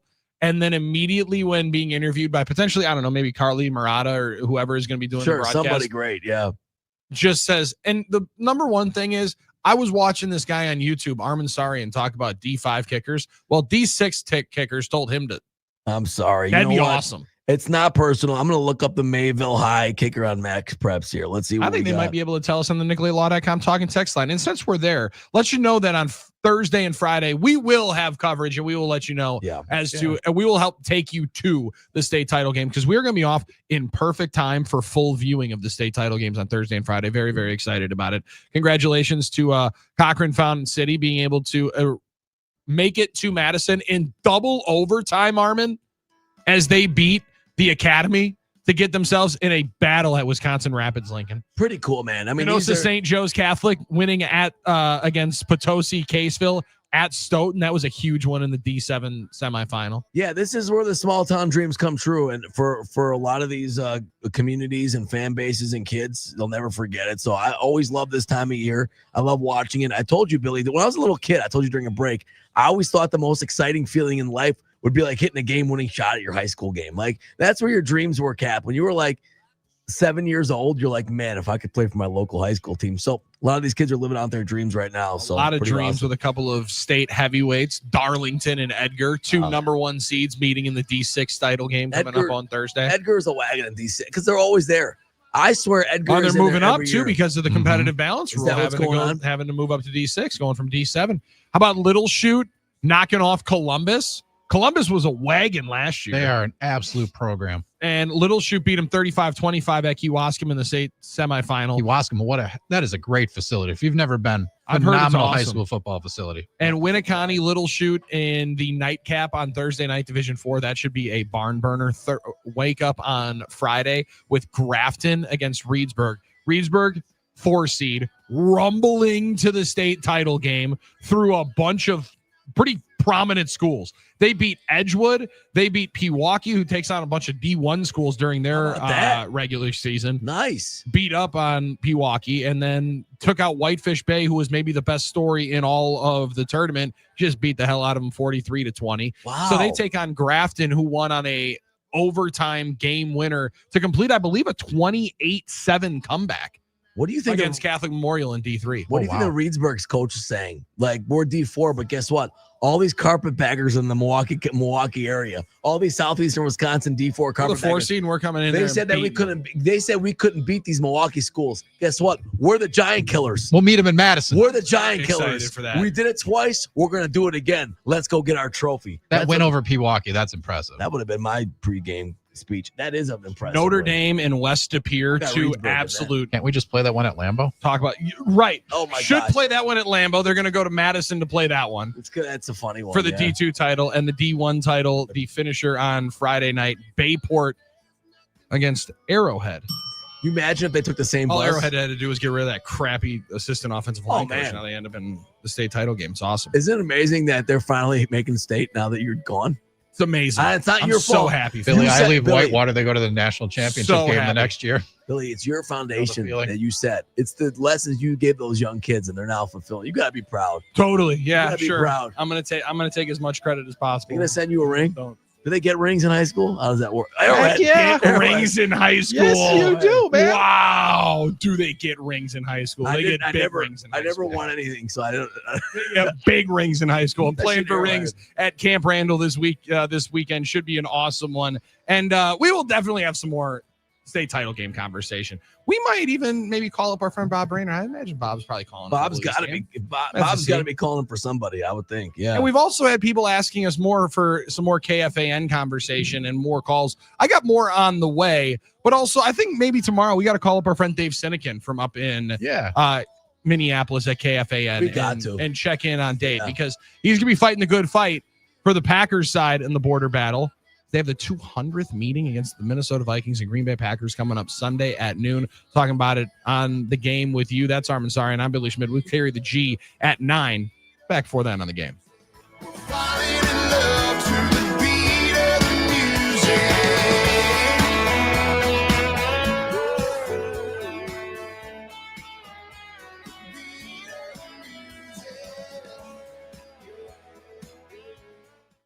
97.3 The Game.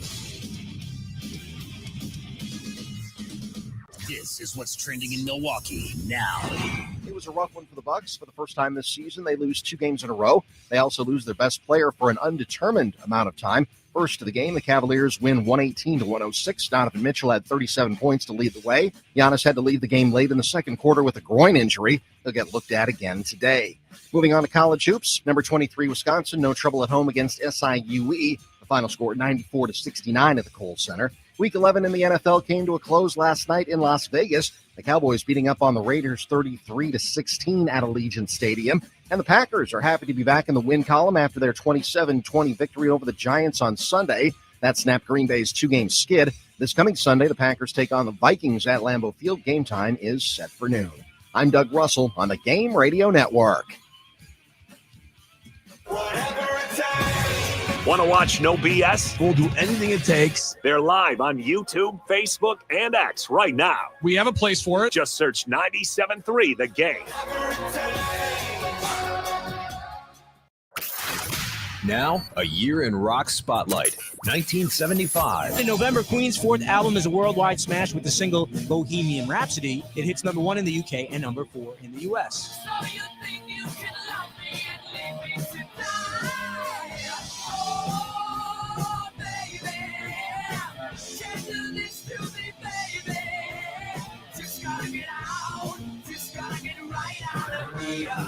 Fast forward to December, Bob Marley and the Wailers released their live album recorded at 2 concerts in London in July. And Paul Simon has a number 1 album with Still Crazy After All These Years. The album produces 4 top 10 hits. Hop on the bus, you don't need to discuss much. Just drop off the key and get yourself free. Keep listening to iHeartRadio for more from 1975. Coming up. Now, a year in rock spotlight. 1969. In May of 69, Neil Young releases his first album with Crazy Horse, Everyone Knows This Is Nowhere, featuring the songs Cinnamon Girl and Down by the River. The Who released the double concept album Tommy, which goes top 10 in the US and the UK. Even on my favorite table, he can't beat my best. His disciples needed him, and he just does the rest. Stop crazy, little fingers. Never seen him fall. That deaf, dumb, and blind kid sure plays a beam pinball. David Bowie's single Space Oddity, released to coincide with the Apollo 11 moon landing, reaches number 5 in the UK. Also in July, Bob Dylan has a top 10 hit with Lay Lady Lay in his new, deeper-sounding vocal style, which he attributes to quitting smoking. Whatever colors you have in your mind, I'll show them to you, and you see them shine. Lay, lady, lay, lay across my big brass bed. Blood, Sweat, and Tears have a number 2 hit with Spinning Wheel, popularizing the so-called brass rock movement. That includes BST, Chicago, and Electric Flag. Drop all your troubles on the riverside. Catch a painted pony on the spinning wheel ride. Keep listening to iHeartRadio for more from 1969. Coming up. Now, a year in rock spotlight. 1968. Born to be wild. In January of 1968, Steppenwolf released their debut album, including the single Born to Be Wild, which charts at number 2 in the U.S. Johnny Cash records 2 live shows at California's Folsom Prison, along with June Carter and Carl Perkins. Also in January, the Beatles are number 1 with Hello Goodbye. In London, they launched their own company, Applecore, with a store, a recording studio, and record label.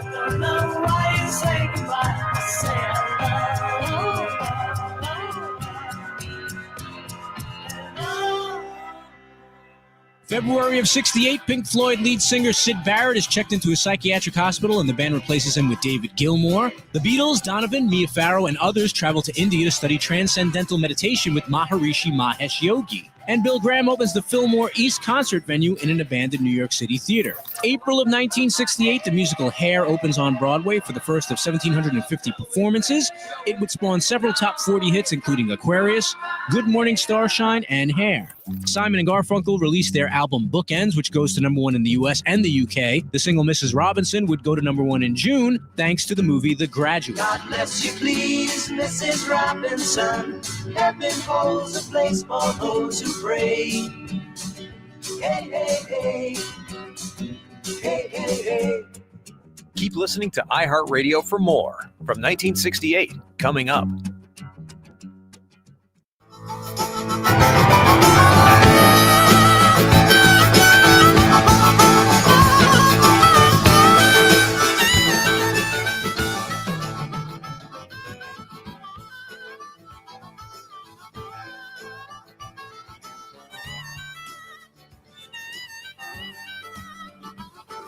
Welcome back to the program. It's No BS on the Game. That's Armin Sari and I'm Billy Schmid. 877-794-1973. Benny and Merton said, "Jeez, Armin." I know. You know I love throwing you, shade at blue-collar workers and D5 programs. Hey, Benny. Hey. Sheesh. Hey, tell me you're a city boy without telling me you're a city boy. How about you go touch grass, guy? Hey, he was touch grass. You were City raking boy? leaves yesterday. Hey, if I'm a city boy, what would that squirrel doing in my backyard last night? Yeah. Okay. Yeah. See. Yeah. Go feed coming your at chickens. us with wildlife of a squirrel. Go feed your chickens, Benny. I love Benny. Benny's got a great chicken raising feed deal. He knows I want to have one day so I can save money on eggs. Benny's the best. We joke when it comes. Hey, to we got wildlife here. What are you talking about, city guy? Yeah. There was a pigeon right outside my front door. There's all kinds of stuff going on. I got deer running around, so don't even worry about it. Listen, Benny. I mean, come on, blue collar. You know, I am the man out there. I had to get radon put in. You know, radon we moved, so all these things are happening. Mm-hmm. You know, they got radon mitigation. My man Chase and Pierce, brothers that do it, they're listeners, big listeners of the show. Let's go, Chase. And they were real excited. They did a great job out there. I did a great job, so I was really excited about that. Did they give you any crap? Like, I appreciate you talking to us, even though we're blue collar guys. They ran away. You don't really like us. These like guys that. are P1s. They knew about all of it. So That's we had awesome. a great time. And I felt bad because he's giving me the whole rundown on what he's doing. I had to leave to go to the Admirals game. And I'm not trying to not sound interested. But one, I trust you did a great job. I don't know what you're talking about here with the pipes. And I don't have a whole lot of understanding. I don't know what you're That's where talking you about. nod along and just try to. Oh, okay. Yeah. Oh, good.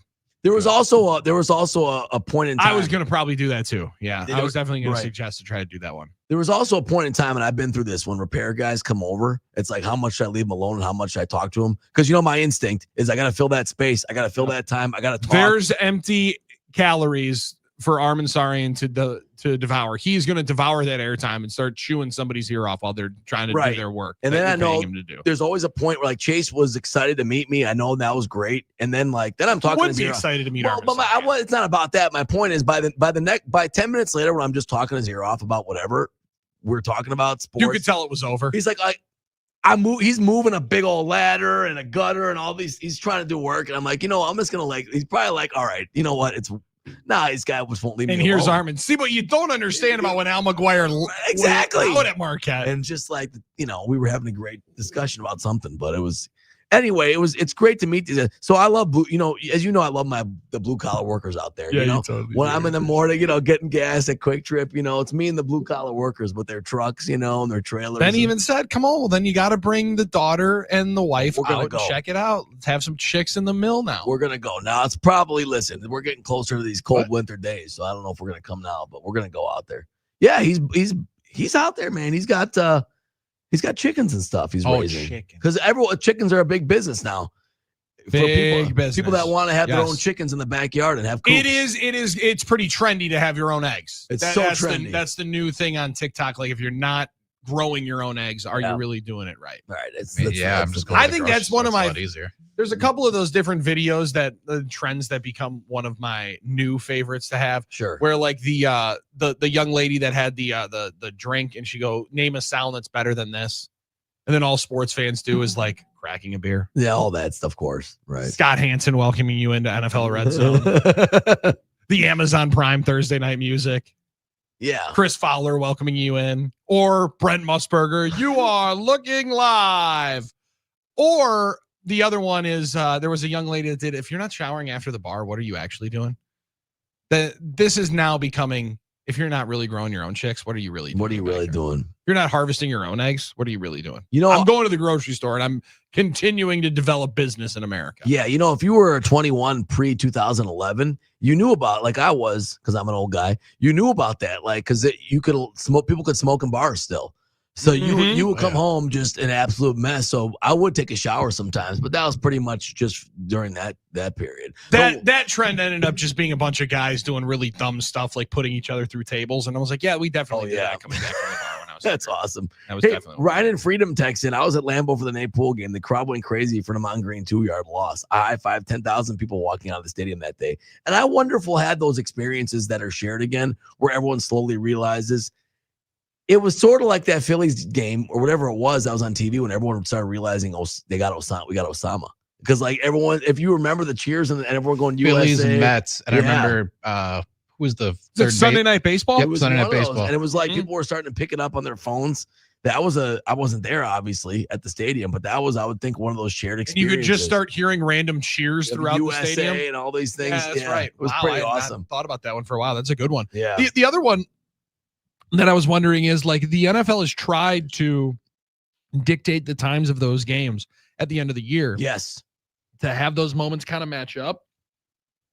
But to your point, everybody in the section has somebody that's watching the game on their phone. They really do. And there was another one of those situations, Billy, that doesn't really happen as much anymore because of the way the games go. But there was a wild Packers, I want to say Cardinals game at the end of like 99 or 2000, or it was one of the years where the Packers were going to be tied for a playoff spot and had to have a point differential. Had to have a point differential score in there. And then they were up, rooting on the Saints to it beat was somebody. Carolina, maybe? Yeah. And all I know is they kept flashing the scoreboard, so they kept telling Brett he had to go hurry up or something like that and keep running. Like the Packers were up 20, but they kept spiking it and hurrying it up. It was one of the most bizarre things. You almost never see it in an NFL game at all. And it's sometimes you see point differentials. That's something straight out of the NBA Cup with a point NBA Cup, differential, something like tiebreaker. that. Or in college games when you had to try and run up on teams. Oh, sure. Yeah. With style points in the old BCS. And they were just getting the alerts on the scoreboard and things like that. Or somebody was getting updates because there really wasn't smartphones like yet. Or maybe someone was watching it and running onto the sideline. I think it was a Mike Sherman year. It was really, really unique. And, those are the type of things you remember for those weird moments. Phil in Greenfield was also there. He said, I was at that Packers-Broncos game, and nobody in the lower bowl was watching the game on the field. The results of the Vikings game was trickling down from the suites, and one guy in our whole section had one radio. See? That was the best game I've ever been at, and I've never hugged as many complete strangers as I did that day. Go Pack Go. Now, that last part, just like Ryan and Freedom said, totally. That part I don't know where we're going to be that happy to hug and high five and celebrate with people. I hope that we do get more into that. Absolutely. But that is one where I think we're just too mad about everything at this moment. Maybe we need Why are you hugging me, guy? We need those shared experiences, though, again. And then sports brings those to us. Yeah, I like that the guy that had the radio still, all of a sudden, he's the hero. Oh, now he's the hero. Now you want my radio. And just think, you could be that person this week at the Packers-Vikings game. Yes. If you're listening on the Packer Radio Network. In Green Bay area, be listening on 101.1 WIXX. You're listening to us on 1070 The Game, but if you're in the Milwaukee listening area as well, go to 95.7 Big FM or go to packers.com/radio network. You can see the entire coverage map and find your local station around the state of Wisconsin. It is coming up on hour number 3. It is No BS. Andrew Ludwig's right there. That's it. Armen Sarian. I'm Billy Schmidt. We got one more to play before we carry the G with you on the game. Stay tuned. You do like to grab attention. No BS will be back in just a moment. I'm Jason Flom, founding board member of the Innocence Project, and my new podcast is Wrongful Conviction, available on iHeartRadio. On Wrongful Conviction, I interview a different exoneree every week and help them to tell their incredible stories of tragedy and triumph against impossible odds. You've got to hear it to believe it. Wrongful Conviction from iHeart Studios, available now on iHeartRadio. Any carry now could be for the record. Bollinger under his center. Casey Robach takes. Gives it to Dane. Straight ahead. Dane across the 20. He's to the 25. Cuts right. Dane to the 30. 35. Dane across the 40. Dane across the 45-yard line. And there it is. Ron Dane has become the NCAA's all-time career rushing leader. It's about the time she walked away from me. Nobody likes you when you're 23. And you still act like you're in freshman year. What the hell is wrong with me? My friends say I should act my age. That's about the time that she broke up with me. No one should take this so seriously. With many years ahead to fall in line. Why would you wish that on me? I never want to act my age. What's my age again? What's my age again?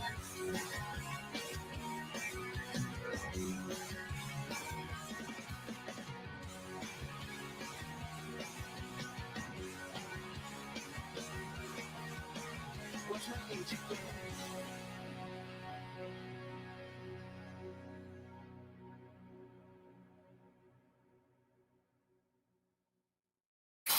Now, a year in rock spotlight. 1971. The Doors released their sixth and final studio album, L.A. Woman, while Paul McCartney releases his second solo album, Ram, which goes to number 1 UK and number 2 US. The album includes several jibes at John Lennon and the number 1 single, Uncle Albert Admiral Halsey.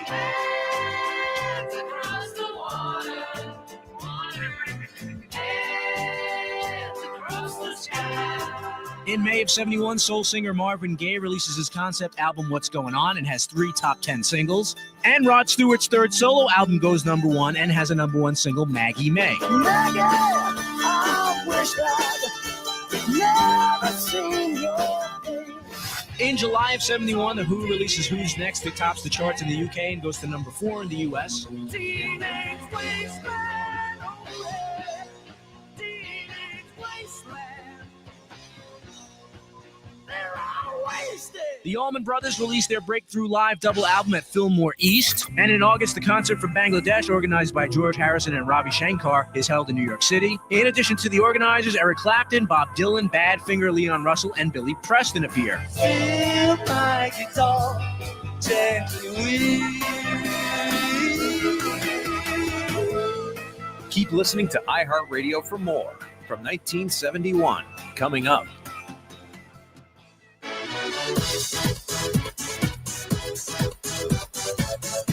And a base hit up the middle. 1-0 Brewers. South Freelick drives in the first run of the game.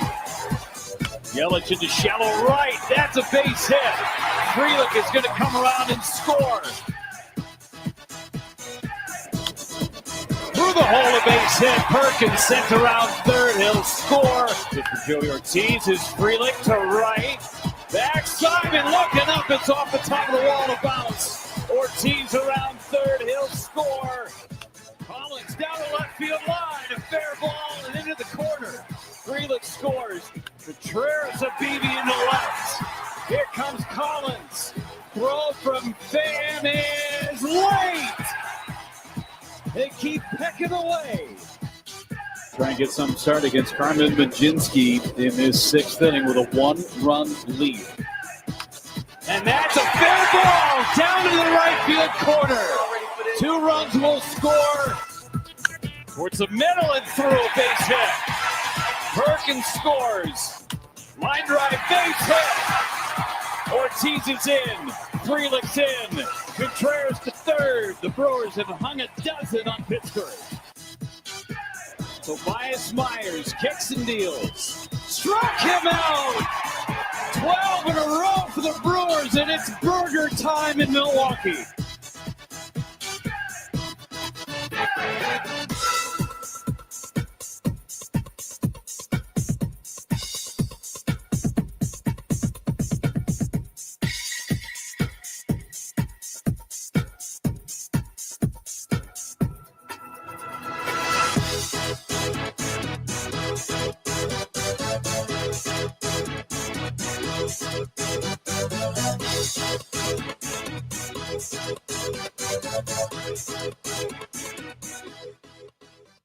What you waiting for? Let's go. Make sure to make us a preset on the iHeartRadio app so you can listen to us anytime, anywhere.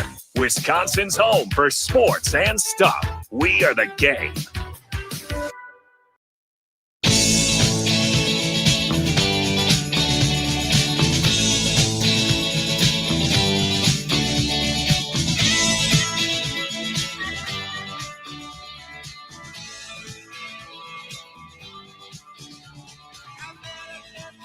Ain't seen nothing yet. Hour 3 in OBS is coming at you now. Armen Sarian's right there. I'm Billy Schmidt. You're on the NicoletLaw.com talk and text line, which is working right now, which we appreciate. So are the YouTube comments as well, hanging out. We have heard from Matt LaFleur in the program today. He spoke a lot about yesterday, the Packers' loss or victory to the New York Football Giants. And we've started to slowly turn the page to week number 12 and slowly turn the page to Packers and Vikings. It gets into rivalry week, into border battle week, and that means that the ire's got to be up and the fisticuffs might be flying as the Packers take on the Minnesota Vikings this week. And a gotta-have-it game if you're the Vikings. It somewhat feels like all these division games are going to be gotta-have-it games for the Packers, because if you want to win the NFC North, and as ESPN will continue to flash up on their fancy graphics, the Packers right now, by certain analytical standards, have the best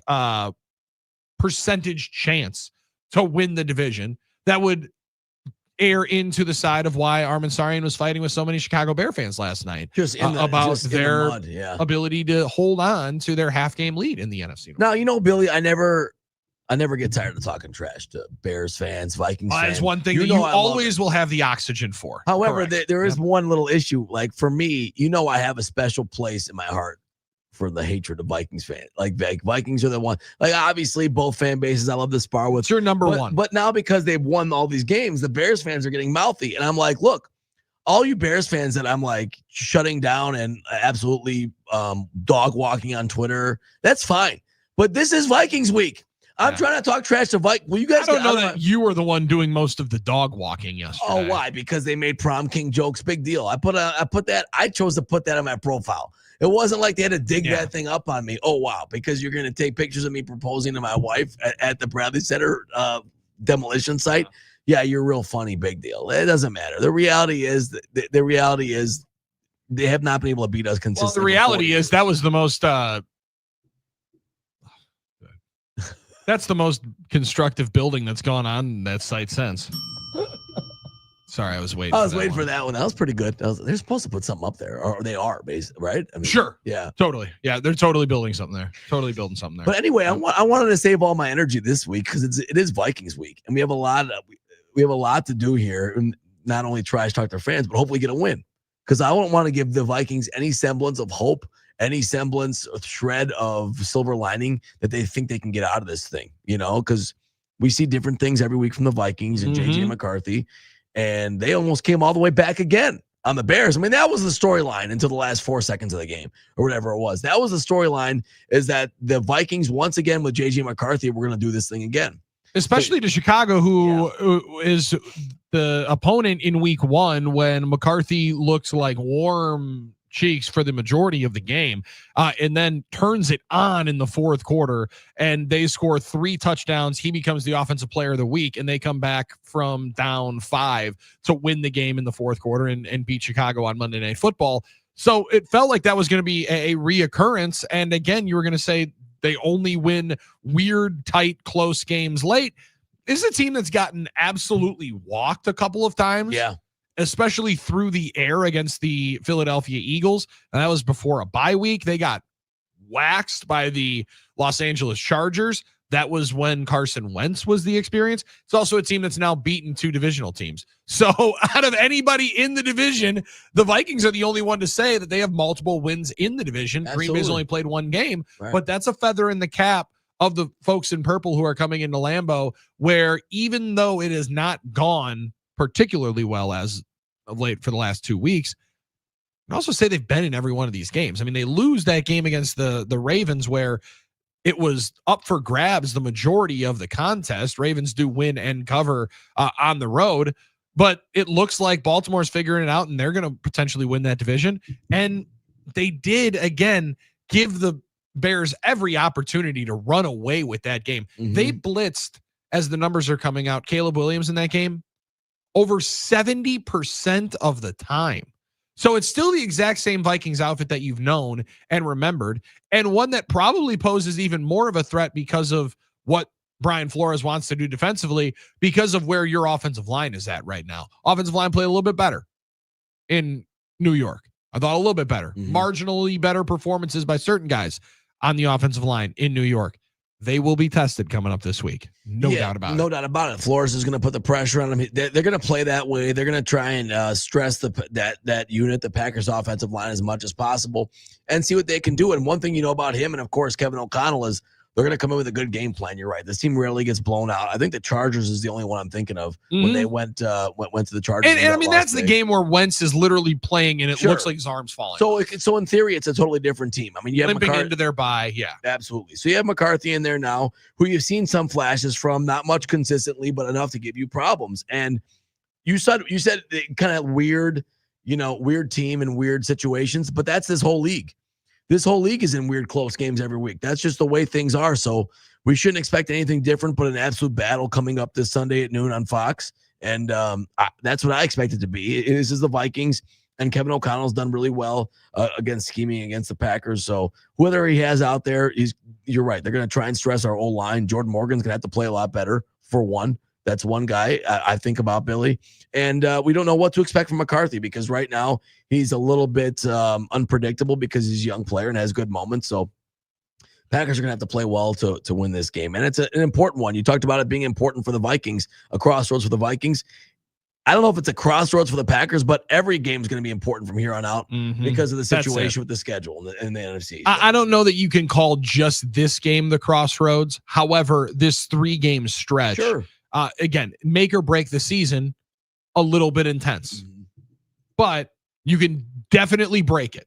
It can be, if you go out here 1-2 in these 3 games, you're in somewhat dire straits, especially when you look at how competitive it's going to be to find wild card berths in the NFC with the amount of teams that are still hanging out in that in the hunt lurking category. There's going to be a number of those teams. So you're going to have to be able to get these wins. And if you're, again, we've continued this refrain, and I think it's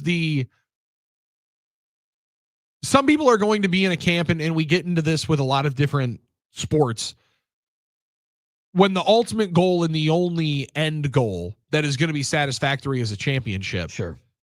The step ladders as to proving where you're at are difficult. It's difficult to have a set barometer of, well, we've reached this level now. It's clear we win the games that we're supposed to win. Because progress is rarely linear in this league anyway, right? And for this team, though, in particular, I think the fan base is waiting for more stamps of validation. Absolutely. And this is one that, even though it's a 4-6 team, it's one that kind of handled you twice last year. Ultimately, I know those games come down to 1-possession outcomes, but I think the Packers are getting beat by 3 scores in both of those games. They're down 28-0 at home against the Vikings a year ago, and 24-7, I want to say, in Minnesota. So that's the team that beat you up a year ago. Yeah. And for the validating and still climbing out of what 2024's stink and stench was, you can't beat the teams that you have to beat in your division to go. You feel like you dispel that notion in week 1? Sure. Win against Detroit, first step. Now you match your win total against the division a year ago. You haven't had any more opportunities to do it since. I understand. But this is now the putting to bed the easiest narrative and frustration, doubt of the fan base going into this year, can you beat the teams that are ahead of you, have been ahead of you, that you got to play in the division?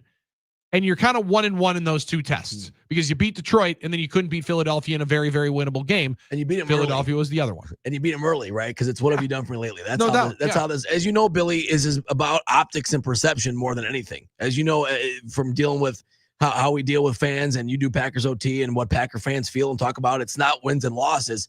It's how you win them. It's how you lose them. It's how you look. It's who you win.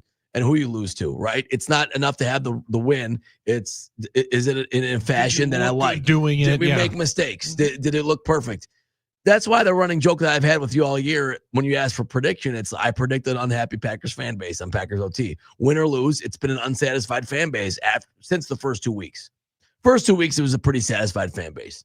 You go out and you beat two considered NFC, dominant contenders. You beat them handily on both ends. Pretty satisfied. And ever since then, it's been underwhelming enough where even though you're 6-3-1, fans are wanting more. So I think that's also what makes these next 3 games interesting. Yeah, it's how they finish. It's the results of those games. I think 2-1, you got to figure, okay, it's pretty good. You go 2-1 here, the next 3 games, you're feeling pretty good. But that means there's a loss sprinkled in there, which means there's going to be some unhappy fans about the loss. Oh, that's and fair. They're going to remember how you played in that. And if your quarterback doesn't play well, as you know, Billy, that's what fans are latching on to. Well, how is our quarterback playing? That's more than anything, people associate the quality of your team by how well your quarterback seems to be looking. And if he turns the ball over at any point, it's going to be the trustworthy stuff. That's just the way it's going to be. So it's not just the results, it's how they look. And that's how fans are going to feel about it. But in reality, what really matters more than anything is still just getting the wins. So 2-1, the next 3 would be good. As Matt LaFleur said, it's really just 1 week. That's all we're focused on, which all good coaches say, which I believe he believes in, that they're just worried about the Vikings this week and going 1-0. And that's a challenge, Billy, a puzzle to be solved, especially with the way Flores plays defense. The Vikings and Packers both, in fairness, are in real correction towards the mean feeling it appears in terms of turnover differential.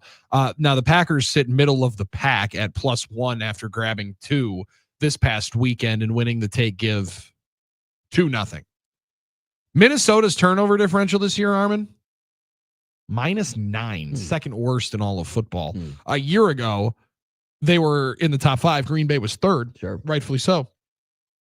But, they were both tied for third, I should say, because they both, in turnover differential, were in a +12. And Minnesota took the ball away a ton a year ago.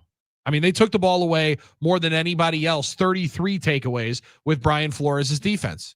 This year, those have been kind of non-existent for both teams. They're in the bottom, 5 or 6 in football. And that is going to be, as it always is, a paramount part of the game, being able to take it away. You've mentioned it. O'Connell schemed up against the Packers very, very well. Last year was very, very good, being able to diagnose how they were going to rip apart a Packers zone defense. But in that game against Minnesota in week 4, the biggest culprit was exactly right there. What Minnesota did really, really well in 2024 was take the football away. And that's Jordan's first game coming in off the injury. He throws 3 picks. So got to be able to control the football while doing, I think, a lot of what Packers fans are hoping they do and put the ball a little bit more into Jordan Love's hands like they had to in the second half against the New York Giants. This pass defense can be gettable. You got to hold up for a fraction of a second. You got to also be able to catch the football because it's going to be coming out hot. Yeah. Brian Flores' defense is going to bring a lot of pressure. They're going to bring a lot of heat. And this offensive line is not going to be able to hold up for long, long stretches. But I imagine there's a lot of Chris Brooks, especially if that's my Josh guy. Jacobs is not into this lineup. That's my guy. I was just going to say, yeah. Maybe even some Darian Kennard to be able to see if you roll 6 offensive linemen and just try to hold up enough to be able to beat them through the air. I think that's it, Billy. I think pass protection is going to be the entire key to this, giving Jordan enough time to operate and to diagnose the mess that Flores is going to offer him up front and try and get it to his guys.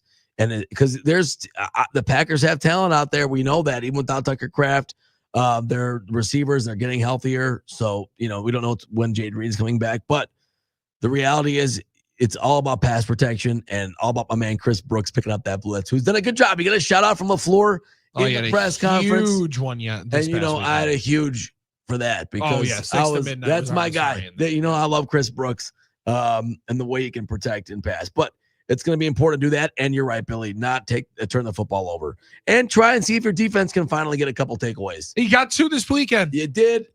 Get that tide turning a little bit. You did get 2 late ones, and there was more to be had. So Takeaways are such an interesting part of football. How do because you? they're so important and they're so hard to do. Where do you assign that frustration? Because I had this one watching the game. People are like, Jeff Hafley's defense, how is he not getting any of these turnovers? I mean, he's scheming them into position. Absolutely. It's not Jeff Hafley. I mean, what did Jeff Hafley's team do last year? A bunch of turnovers. So obviously it's not a Jeff Hafley thing. Obviously, guys are in position to make plays. Jeff Hafley doesn't have joystick on his players. That's true. He's not able to do that. He can't make Not the yet. plays for him, and he can't press X or whatever it takes to catch a ball. I mean, Carrington, I love this is the tough thing too. I love Carrington Valentine. Yeah, whatever it is. I love Carrington Valentine. I love how competitive he is with the ball. But that means he's going to have his hands around the ball, and I want him to make those plays. I would like us to squeeze a couple. So that's all it comes down to. Because he is elite in the trash talking variety. Do you know what helps in the trash talking variety? Backing it up, squeezing one of those. Yeah, we got to be able to hold on. And I'm happy with you knocking balls down all the time. I mean, that's the point of what being D-backs about. Hey, PBUs pay the rent. Problem is, like, picks pay the mortgage. If you have a chance to pick it off, that would be great too. So let's have a big game from our defense. 877-794-1973. JJ McCarthy, you want to talk about tip balls and overthrows? Oh my gosh. JJ McCarthy allows a lot of opportunities for tip balls and overthrows. Because he can't see it because his whole face is either long shaggy hair or eye black. What a dork. His kid is a dork. He's the biggest dork. You're talking about 9? That doesn't mean his team doesn't like him. That mean it might rally around him. You're talking about 9? That's the alter ego, apparently. Oh my gosh, it's gonna work out well for your kid. Have an alter ego.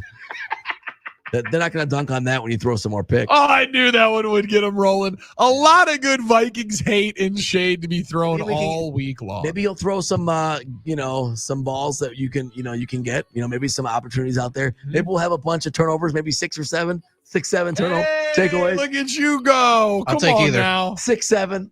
I did see somebody with a screenshot of the NFL score bug this weekend.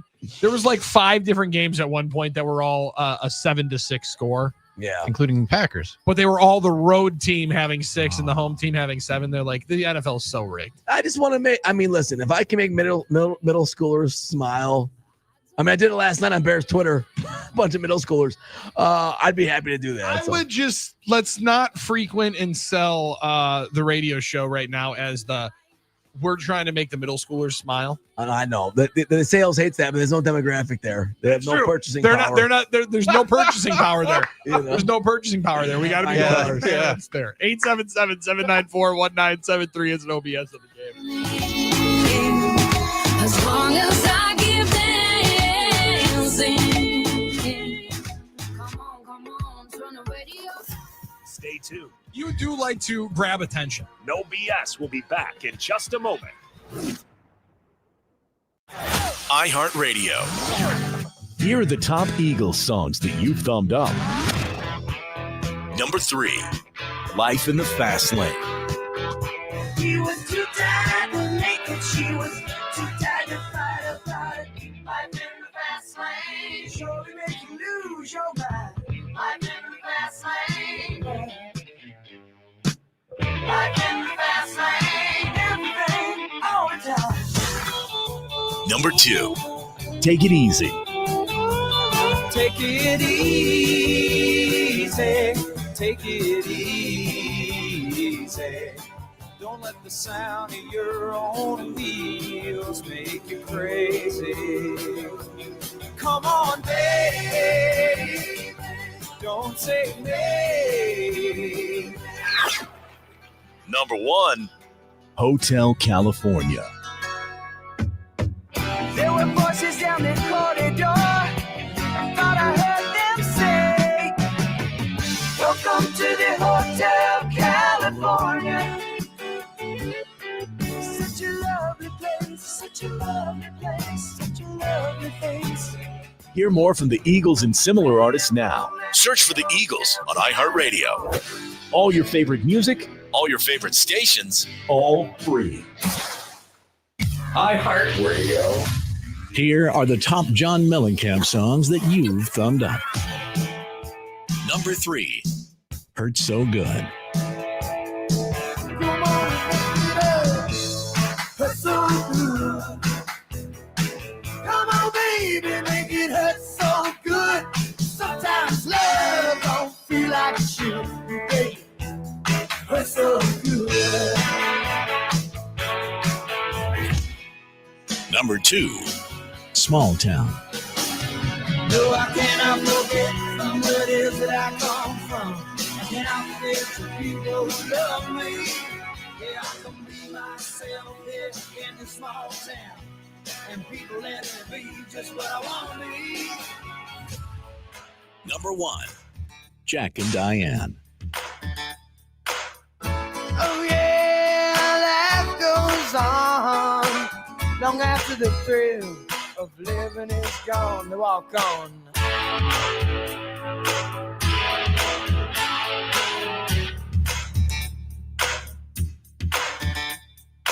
Hear more from John Mellencamp and similar artists now. Search for John Mellencamp on iHeartRadio. All your favorite music, all your favorite stations, all free. Now, a year in rock spotlight. 1973. Ain't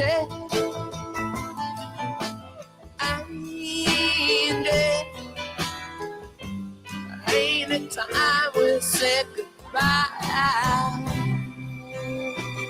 The Rolling Stones are back on top with the number 1 album in the US and the UK and a number 1 single, Angie. Come on, baby. Let's Get It On is a number 1 single and a number 2 album for Marvin Gaye. Also in August of 73, Stevie Wonder is back with the number 4 album, Inner Visions. And Florida band Leonard Skinner released their debut album, had a top 20 hit with Freebird, and tour opening for The Who. Won't you fly, Freebird, yeah. Fast forward to October, where on their 8th album, the Steve Miller Band debut a smooth blues rock sound and score a number 1 hit with The Joker. I'm a joker, I'm a smoker, I'm a midnight toker. I sure don't want to hurt no one.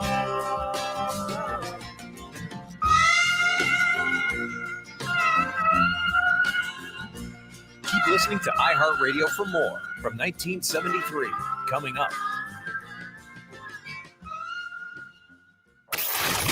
Now, a year in rock spotlight.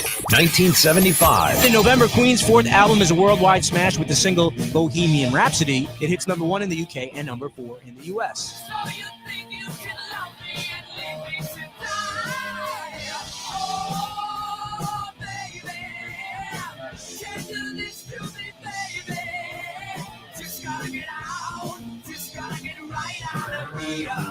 Fast forward to December, Bob Marley and the Wailers released their live album recorded at 2 concerts in London in July. And Paul Simon has a number 1 album with Still Crazy After All These Years. The album produces 4 top 10 hits. Hop on the bus, you don't need to discuss much. Just drop off the key and get yourself free. Keep listening to iHeartRadio for more from 1975. Coming up.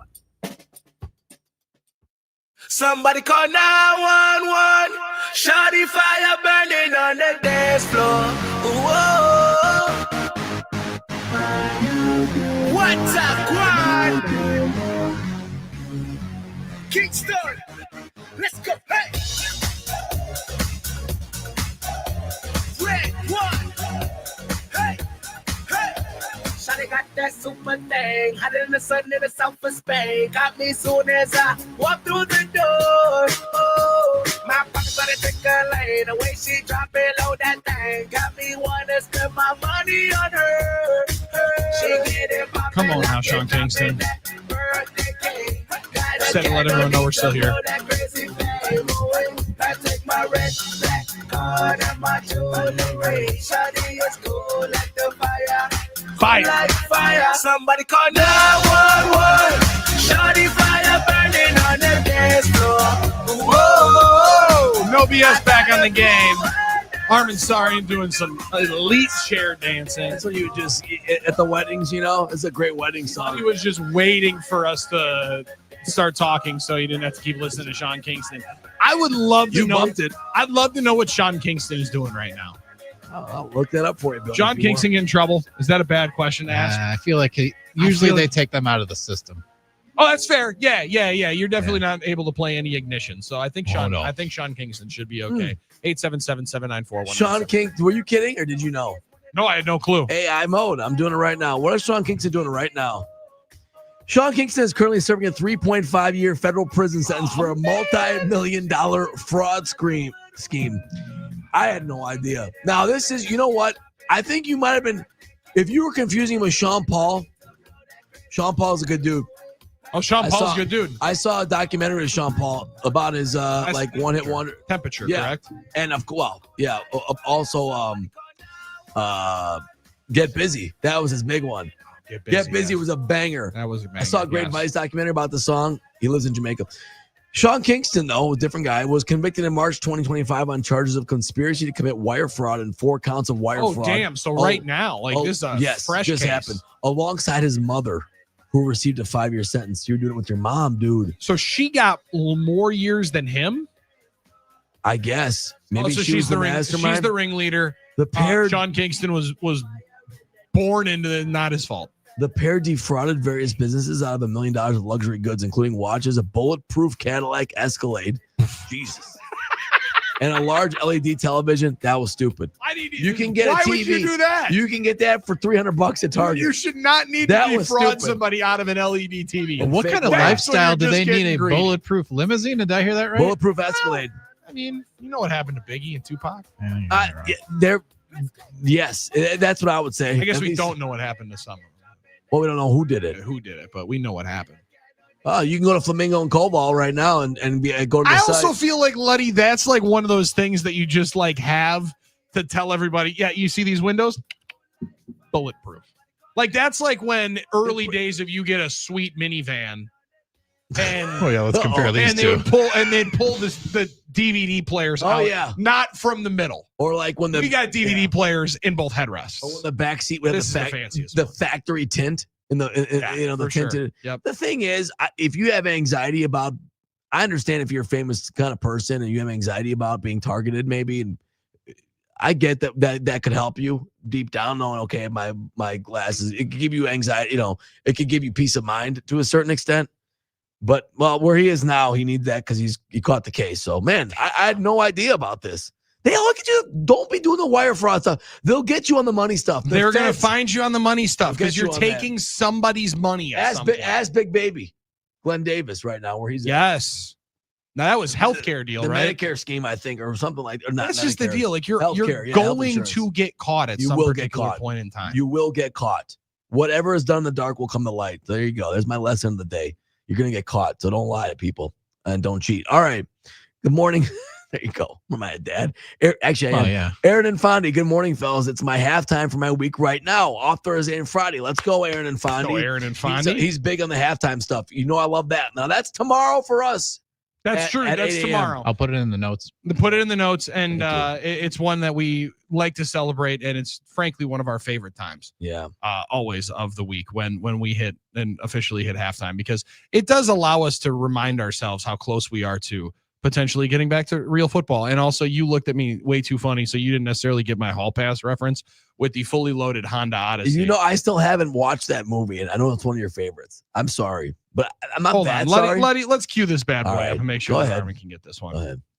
I can't stand these look at how much I own parties. They're obnoxious. I mean, when I got my fully loaded Honda Odyssey, I didn't go around bragging about it, did I? Well, kinda. You made me drive around town for 2 hours, remember? Well, excuse me. I thought you'd like to watch a movie in a minivan. You never watched a movie in a minivan before, had you? No. Okay. But did you have to hook your boat up to it? Yeah. It's a touring edition.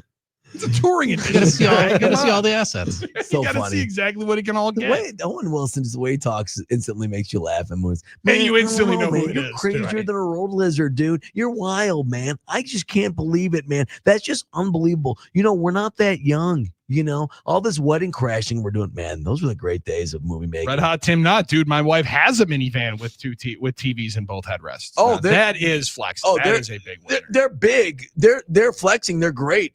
But I think your point was like they're more common now for the common man than it used to be. Like it used to be part of a rap lyric.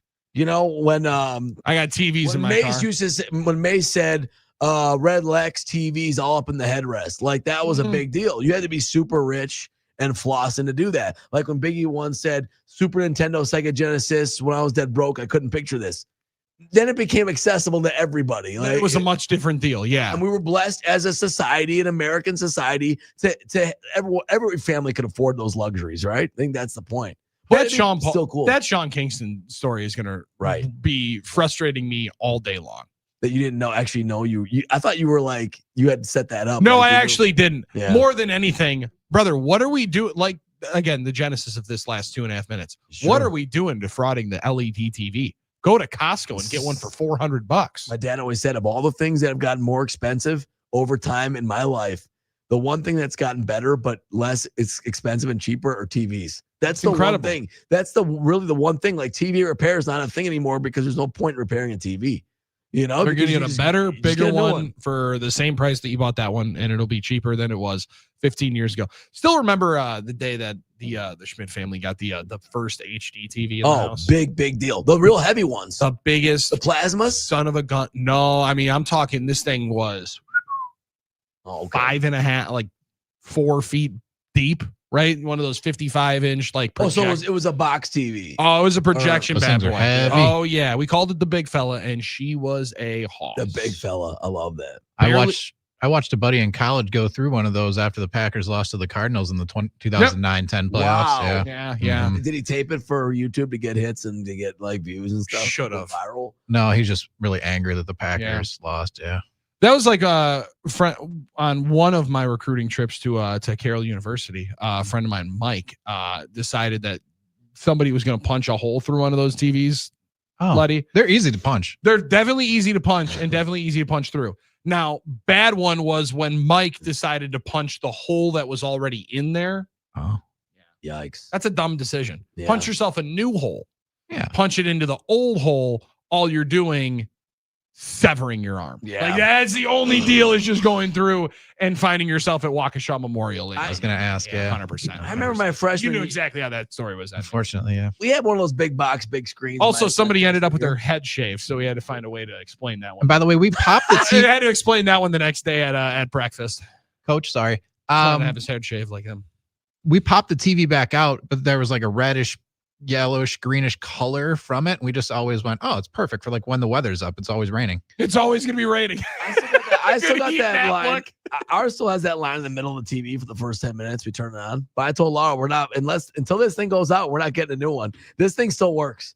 I'm not there's no reason they replace this bad boy. May I ask what that is? A Zenith something or another? No, it's like one of the original Samsung plasmas. I've had it for like 15 years. Yeah. I've moved it to like 3 different places now. It was a big deal back in the day, but now obviously they're a lot lighter and a lot cheaper. But I'm not replacing that until it goes bad. I was going to say until that thing ends up running through the old school Xbox 360 3 red rings of death. You run that son of a gun into the And if you get a new TV, you just bring it down the household slowly into the basement, into the man cave in the corner. Oh, yeah, absolutely. it is kind of how it goes. Mm-hmm. The oldest and thickest TV that we still have in our house is down in the basement. That's where it belongs. And listen, it plays Miss Rachel still, doesn't it? That'll work. So we're good. As long as you fire up a fire stick to it, you'll be okay. Yep, we're good. Yancey's on the YouTube stream. Is this Yancey Thickpen? Thanks for dropping that ball in 95. Jeez, I always thought our Dodge Caravan is a covered pickup truck. I brought home a riding lawnmower and our old one. Oh, those are great for transportation. Oh, the Plymouth Voyager / Dodge Caravan was one of the great American cars of all time. It revolutionized minivans and family transportation in like the 80s and 90s. That's when they started becoming accessible to families. This is the tough conversation I've tried to have with myself over the last couple of weeks. Gonna be a minivan guy. If I'm gonna be a minivan guy. Tough. Well, I talked to my college roommate Adam. He swore in college, I will never. Of course. Then about 5 years ago, I just saw him driving one and I said, Adam, what's going on, man? Yeah. So I think you guys could have a little talk. And guess what? He probably loves it. He loves it too. He probably to a loves weird it. degree. One of the ones that really messed me up was talking to one of our absolute favorite human beings in the entire building, Jeff Orlowski. Oh yeah, Pipe bomb. Pipe bomb said, "I wish I could get another one." Wow. But now my kids are old, and it would be weird. Pipe bomb loved minivans that much. Loved his. I believe he had the Dodge Caravan. And your boy's car yesterday just hit the 100,000 mile mark on the threshold. Yours did? Just hit it yesterday. Congrats. Thank you. That's Thank a you. big accomplishment. So it is that moment where I'm like, I can keep running this bad boy into the ground, and I will. No, that's and hopefully it runs as long that's as what you should possible. be thinking, Billy. But, run it without payments. Okay, so but you know me. I know Dave. I'm getting close to Mr. Ramsey. But I still got a couple years to go there. Sure. Like, what's next? Right. And I'm What's looking next? like, could I be that minivan guy? Number one, what do I have to lose? You could be that guy. Absolutely. You have nothing Number to lose. two, You're in dad I feel mode. like I'm potentially going to become like Letty's buddy. I'm going to like the son of a gun team. Yeah, you will. You will. I like how, you know what I really enjoy? Toyota A Sienna. comfortable chair. Yes. I really enjoy being able to have as much leg room as possible. Leg room space. While I'm driving. Yeah. And not have my 2-year-old kicking me in the back the entire time I'm driving. So I think I'm going to get a minivan at some particular point in time. Listen. That's something I definitely did not think I was going to, a Rubicon that I thought I was going to be crossing. And you got to be thinking about this. Like, your boys are going to be not that long ahead now in travel ball. They're going to have a football equipment, baseball equipment, all kinds of sports equipment you're going to be having to lug around too. You know what it is? It's travel ball now, right? So you're going to be going to all these random cities like Louisville and Cincinnati and Charlotte. Your favorite to be able to invoke the travel ball conversation. To Schaumburg, all these places to play the baseball Schaumburg's team a day trip, though. from down the street. You know what I mean? Yeah, Schaumburg's a day trip. That's Chicago. You're gonna have to be lugging all this stuff. You're gonna have Let's Go Marauders or whatever fake baseball team. Number 20, Carson and Benson. Like they're gonna be on the little paint chalk on the on the windows when you drive down there. We're going to regionals. Let's go. Allie and all that. They're gonna have the same shirts. You're gonna have Matching like mom you shirts. and the dads are gonna. You might be coaching actually, but you might not want to coach because then the other dads will get mad at you. You know what I mean? It's one of those. It's gonna be. Listen, I'm excited for you. That's just that's a great. You know what the breakdown parents are of going to what say travel behind their ball back? could be. Yeah, he left the Arrowhead staff and then they went to state. You see what happened when he left? See, I don't know if this guy's Matt Harris finally was able to build a winner. And then they could finally win. Am I the only guy? And then YouTube chat was having fun with my man, as they should. Matt, dude. You get all these long emails. They from fired your up. parents. Matt Harris wears lady glasses, Oh, and I'm wait. like, that's just rude and inconsiderate. Come on, Why would they say that? because his one pair of sunglasses were women's glasses. He grabbed really? it. He grabbed his. Oh, we fried him up one time at practice. I didn't realize that they were going to bring it to the YouTube chat in the level 4 playoff game, but it was pretty funny. Interesting. It was fun. Armin and I were having a good time watching that broadcast at the Admirals game. Oh, it was awesome. It was also a very heavy Wanakee broadcast. Oh, I can imagine. So we were fighting an uphill battle. That was fun. I was happy for you, Billy, because you put a lot into those kids, into the development of them as Into the football development players, of kids as young into men, football players, and now you're seeing you're seeing the fruits of your labor, man. Well, thank you. I appreciate it. We love it. And One more there's game to nothing- win. There's nothing like being able to enjoy high school sports, and hopefully people are enjoying it coming up this week. 877-794-1973. Red Hot Tim Knott. Billy, Carson opening car doors by himself yet? That's the exact reason we got my wife a minivan. It's solid, but that's for your wife. You'll get you a nice crew cab pickup and do some man stuff. There you go. That's it. I do feel like I got to be doing some manly stuff here. You should get one of those half pickups, half SUV like Jeeps. What do they call those? The Renegades? Oh, the Renegade or the Gladiator. For guys that don't want to totally give it up, right there. The Gladiator? The ones that wanted The to be like, Renegade's I'm little. still told The you that. Gladiator, that's what it is. Yeah. There was a great text. I gotta Red get Hot in Tim here. Knott, did Armin just write a damn sitcom about Billy's life? Well, I don't know, man. Kinda did. Listen, I'll tell you. If it gets Kinda picked up- did write the pilot for a sitcom about my Maybe life in it. coming up here. Just wait till Yeah, you get the. you get you a spot. When you're a coach and you get the emails from the parents. Do Why you is want my to be son the playing more? the neighbor like in Home Improvement that you don't see, or do you want to be more of like the guy that comes over and helps with all the stuff? The first one seems a lot easier. It's lucrative. I did always think that was Wilson, right? Wilson. Yeah. Tough I role. thought his job was the best. Tough role because like it's a great job, but like literally no one knows what you look like, so you can't become famous and get more roles. You know. Or you get to live the life of luxury. Yeah, it's true, and without anyone knowing Without you. anybody ever knowing. 877-794-1973. Really quick, UPS Nick in Saukville. Get a Gents- lot of good suggestions on Great. my midlife crisis deal at 31 years old. Am I going to get a minivan? Gents, I'm in a 25 Chrysler Pacifica rental on the way to see a customer in New Berlin. And it's the most comfortable ride I've ever cruised in. And I rent 30 plus vehicles a year for work. And the minivan's the top of the list. Billy? Wow. The Pacifica. Now, it is a Okay, Chrysler. I'm looking at that now. I like that deal. I have owned a Chrysler and it didn't run great forever. However, maybe these Pacificas are better. Lauren in the 262. I have 3 kids and I love my Nissan Pathfinder. We do want anywhere from 4 to 6 kids. I've never considered a minivan, but I'm thinking about getting a Nissan Armada or a Honda Pilot down the road. Something that's an 8-year that's an 8-year Nissan Pathfinder is just a 7-seater. Oh no, you need more than that. You need more room than that. Yeah, Lauren, I think I might need to go and get me a minivan too. Damn, it's a tough deal. Some of them kind of look cool though. What color? Yeah, get a black one or something. I was thinking cherry red. Yeah, 877. Nobody will notice that. It is what it is. A minivan. What are you gonna do? Yeah, the minivan. I feel like that would be as non-conspicuous as possible, or bright yellow. Do you ever have an Uber? That's a minivan. Do you ever have an Uber ride? Oh, those are the best. That's the wild ones. Those are the best. I'll go in the back. I'll go in the back. Yeah, the Uber rides. Like, brother, you got an Uber ride? I did the Uber. I did the Uber wait. Where you wait to save, that's me.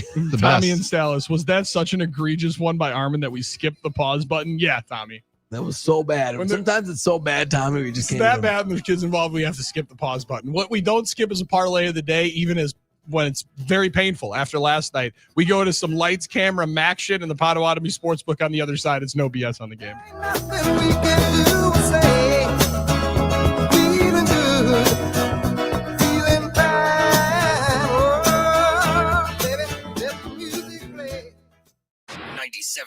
The Game.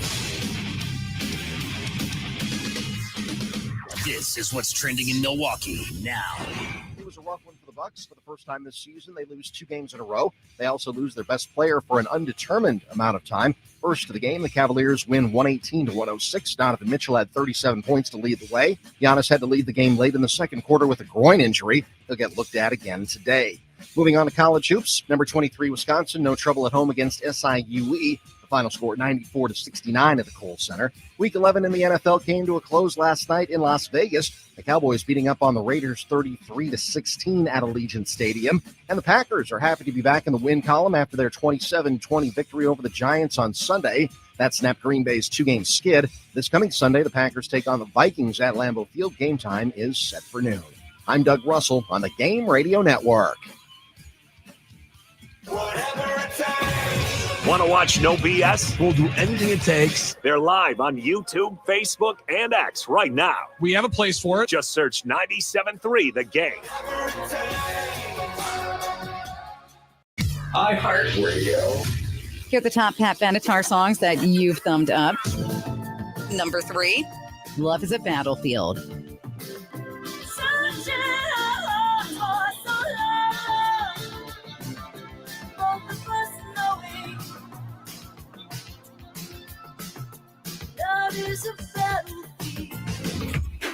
Number 2, We Belong.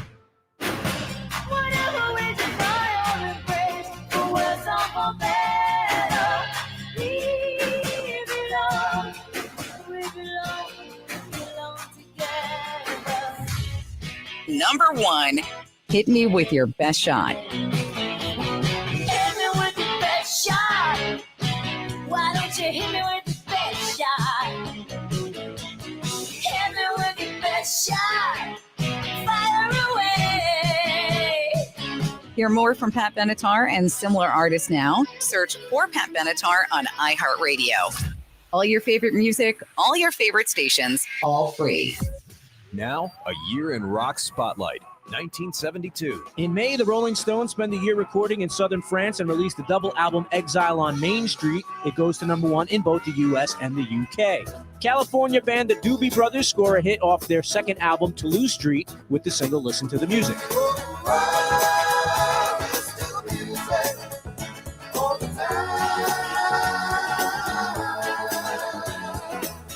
More from the summer of 72, Curtis Mayfield is back on the charts with a soundtrack for the film Superfly. The album yields 2 top 10 hits with Freddy's Dead and the title track. And former Zombies keyboardist Rod Argent has a hit album and a number 5 single in the US and the UK with Hold Your Head Up. Hold your head up.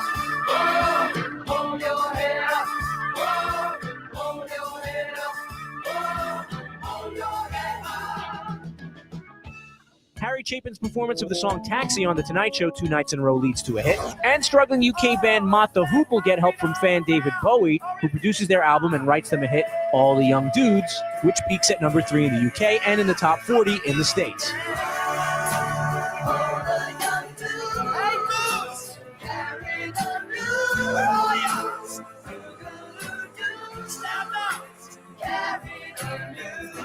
Keep listening to iHeartRadio for more from 1972. Coming up. Now, a year in rock spotlight. 1973.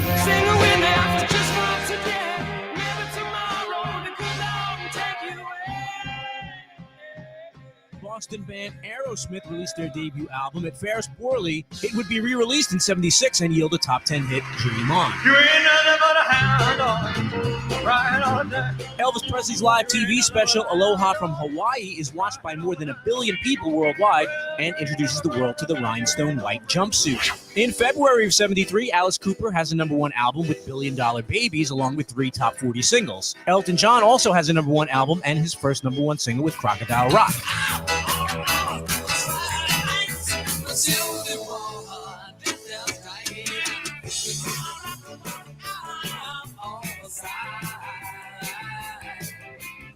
Paul McCartney and Wings have a #1 single with My Love, and the Stooges signed to Columbia Records and released their final album, Raw Power, produced by David Bowie. In March, Pink Floyd releases the now legendary Dark Side of the Moon. It goes to #1 and becomes one of the best-selling albums of all time.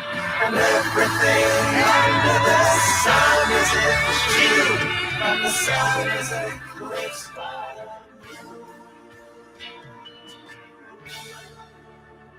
Keep listening to iHeartRadio for more from 1973. Coming up. Time now for Billy's Parlay of the Day, brought to you by Potawatomi Sportsbook. Bet above the rest.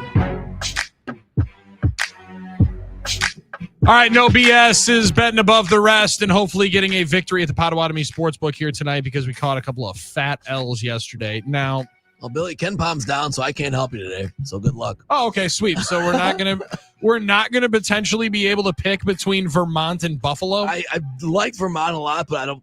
What about East Carolina going to UNC Wilmington? The over. You got a hot play for Holy Cross at Brown tonight? I might have if these servers started working. Holy Cross and Brown. What do you know about New Haven at Seton Hall? I know Seton Hall will finally get a win. Oh, you think? 23.5 I think they'll finally get a win, and I don't know if New Haven is. I think they're D1. You know, I had the quickest glance and saw North Carolina A&T against Morgan State. I thought it said Michigan State, and it was a 1.5 point difference. I'm jumping on this one. Right. Is anyone else seeing this? Are they kidding me right now? I got one. NAU Lumberjacks, they host Embry-Riddle, but they're a D2, so I don't think you can bet on that one. Oh, Ken Palm's back. You want a prediction, Billy? No, I don't. I think we're going to go to the folks in the Maction first. But before we do that, we got to discuss the fact that I botched it last night. It was all my fault, completely my fault. Thumbs squarely pointed at me and my selfish nature at the Potawatomi Sportsbook. Because as we put together, Geno Smith, 1 interception. Easy dub. You know that's going to happen in any game that the Raiders play this year. He will throw a pick. Does. AJ Green, 3 threes. Cashes before the end of the third quarter. I think it were the only 3 shots he made were 3 3-pointers, one of which the first basket of the game. Kyle Kuzma, 15 points. Awesome. Your boy put in 10. 460 on the payout. This is great, right? That's a sweet payout. Yeah. You know what plus 460 does? Turns a $20 bill into a $100 bill. Oh, boy. You know who that was not enough for? Me. Yeah. Selfish son of a 15 points doesn't happen. Kyle Kuzma puts up 10 points in the span of 3 minutes last night. Goes white hot. Doesn't score again for the entire second half. Thanks for nothing, Kuz. Or who didn't get him the ball? I don't know. Or who didn't get him the ball, who potentially put up 23 shots, I think, at the point guard spot. Did have 24 points, Ryan Rollins. Good game. Well, you heard everyone talking about him. You know, the thing is, 18 a couple of times. Without Giannis, you'd think he'd get more. You would have thought. It didn't happen. When I'm watching Robbie Hummel sitting at one scorer's table, Austin Rivers at another scorer's table calling Thomas Bryant Johnny O'Bryant the entire night, and I'm waiting for through the entire painfully long Peacock halftime show. I'm just waiting here. They're clearly not selling ads. Or maybe I just have the one. A lot of Zen programming on Peacock last night during that during that broadcast. But as I'm sitting through halftime, it's true. I'm like, dude, this is chicken soup. Yeah. I'm going to get, we need 3 baskets, 2 potentially. Crazy. Kyle Kuzma to cash this parlay of the day. All half, waiting for 18. Doesn't happen. Nothing worse than getting a good start and over and then nothing's happening. And you're like, And the worst part is, Armin, potentially having the money somewhat rather spent. That's the problem. Oh, yeah. Cookies theory. Same deal. When Armin Sarian's cookie theory happens, I feel very, very frustrated and upset. The But cookies are baking. You know what the last thing we're going to do is? Quit. No, you can't quit. Last thing we're going to do. Can't do that, Billy. Is let them think they're winning at the Potawatomi Sportsbook. No, we got them. We got them right where we want them. Tuesday night action comes up tonight with a parlay of the day that features the Mid-American Conference leading Western Michigan Broncos, taking their show on the road. Low total. And the Broncos go to Northern Illinois. Yeah. Laying 6.5. You like the low total. Well, it's just 38.5. I'm just noticing it. That might be a trick for squares like me. However, I'm just noticing it's a low total. Now, Western Michigan, I think, is a better team, but they're on the road here. Western Michigan, much better outfit. Best team in the conference going up against a team that is battling for the bottom barrel of the conference. 2-4 in MACtion play are the Huskies from Northern Illinois. And more importantly, the Huskies have played some rather ruthless games as of late. They had a 42-3 loss, then a 45-3 victory. As up and down as you possibly could have. Armin, we're going to call a complete pivot. I was going to go from laying the 6.5 with Western Michigan. We're going to go over 38.5. Oh. I kind of like that, Billy. You know, the thing about this Western Michigan team is they've won, but they haven't won big in most of these games, except for Ball State and maybe like the Rhode Island game. So we're already going with a favorite. Yeah, we're going over 38.5 Western Michigan, Northern Illinois. The nice thing is you can cheer for both teams there. You can cheer for a game script, and that thing might clear early. And DeKalb could be a raucous environment here. Yeah, tonight. I mean, there could be some crazy things. What else are you doing on Tuesday? Well, that's the only time the kids would actually be on campus because everyone goes home on the weekend. I've heard. So, I mean, at least that's why you got to play the game on Weather Tuesday. looks good. That's why it should be fun. Over 38.5 here tonight. Let's go Broncos. Crazy wind. Let's go Northern Illinois Huskies. Over 38.5. The Ohio Bobcats host the worst team in Division I football, UMass. Oh, they're terrible. The Minutemen go to Ohio. Bobcats lay Bobcats lay 33.5. If you need to be protected from the Brits, these are not the right guys. These Minutemen are the wrong ones. The cover is coming. The cover is coming. Let's roll with Ohio. Lay the 33.5. Shout out our friend CJ on the Talking Text line. That was great. And, the cover is coming. Thank you. And then we're also going to roll with the Zips from Akron going to Eddie George's Bowling Green. Yeah. Bowling Green, a 3.5 point home favorite. Zips offense is a little something different. Now, Bowling Green, 1-5 in conference play. They have lost their last 4. Yikes. And they have not been potentially competitive in a pair of those games. Good? Yeah, Western Michigan's good. Okay. From what we know. Good Ohio's 4-2. Ohio's 6-4 overall. Ohio's good, yeah. Listen, the MAC's up for grabs right now. Absolutely up for grabs. Almost as much as the American Conference is up for grabs. Now, one is going to play into the college football playoff. Sure. The other one's going to factor into the Detroit Bowl. But still going to be interesting stuff and exciting stuff to be able to watch here tonight. So is that what we're going with here? Those 3 teams? Laid in here today. The Ohio Bobcats lay 33.5. The Akron Zips get 3.5. And we go over 38.5. Western Michigan at Northern Illinois on the parlay of the day. And that's been Mac Yak on No BS. Waiting to do that all week. Wow. I've been waiting to do that since last week. I thought of it when we had them, Tuesday night. They got the shirts that say Lights, Camera, MACtion. One of the better ones that you could have from conference alliance perspective. They definitely have an alliance in that conference. They're cheering for the MAC, enjoying each other. Like we enjoy hanging out with you. Now, sadly, we get an abbreviated version of No BS here today. We'll go for the full 4 coming up tomorrow.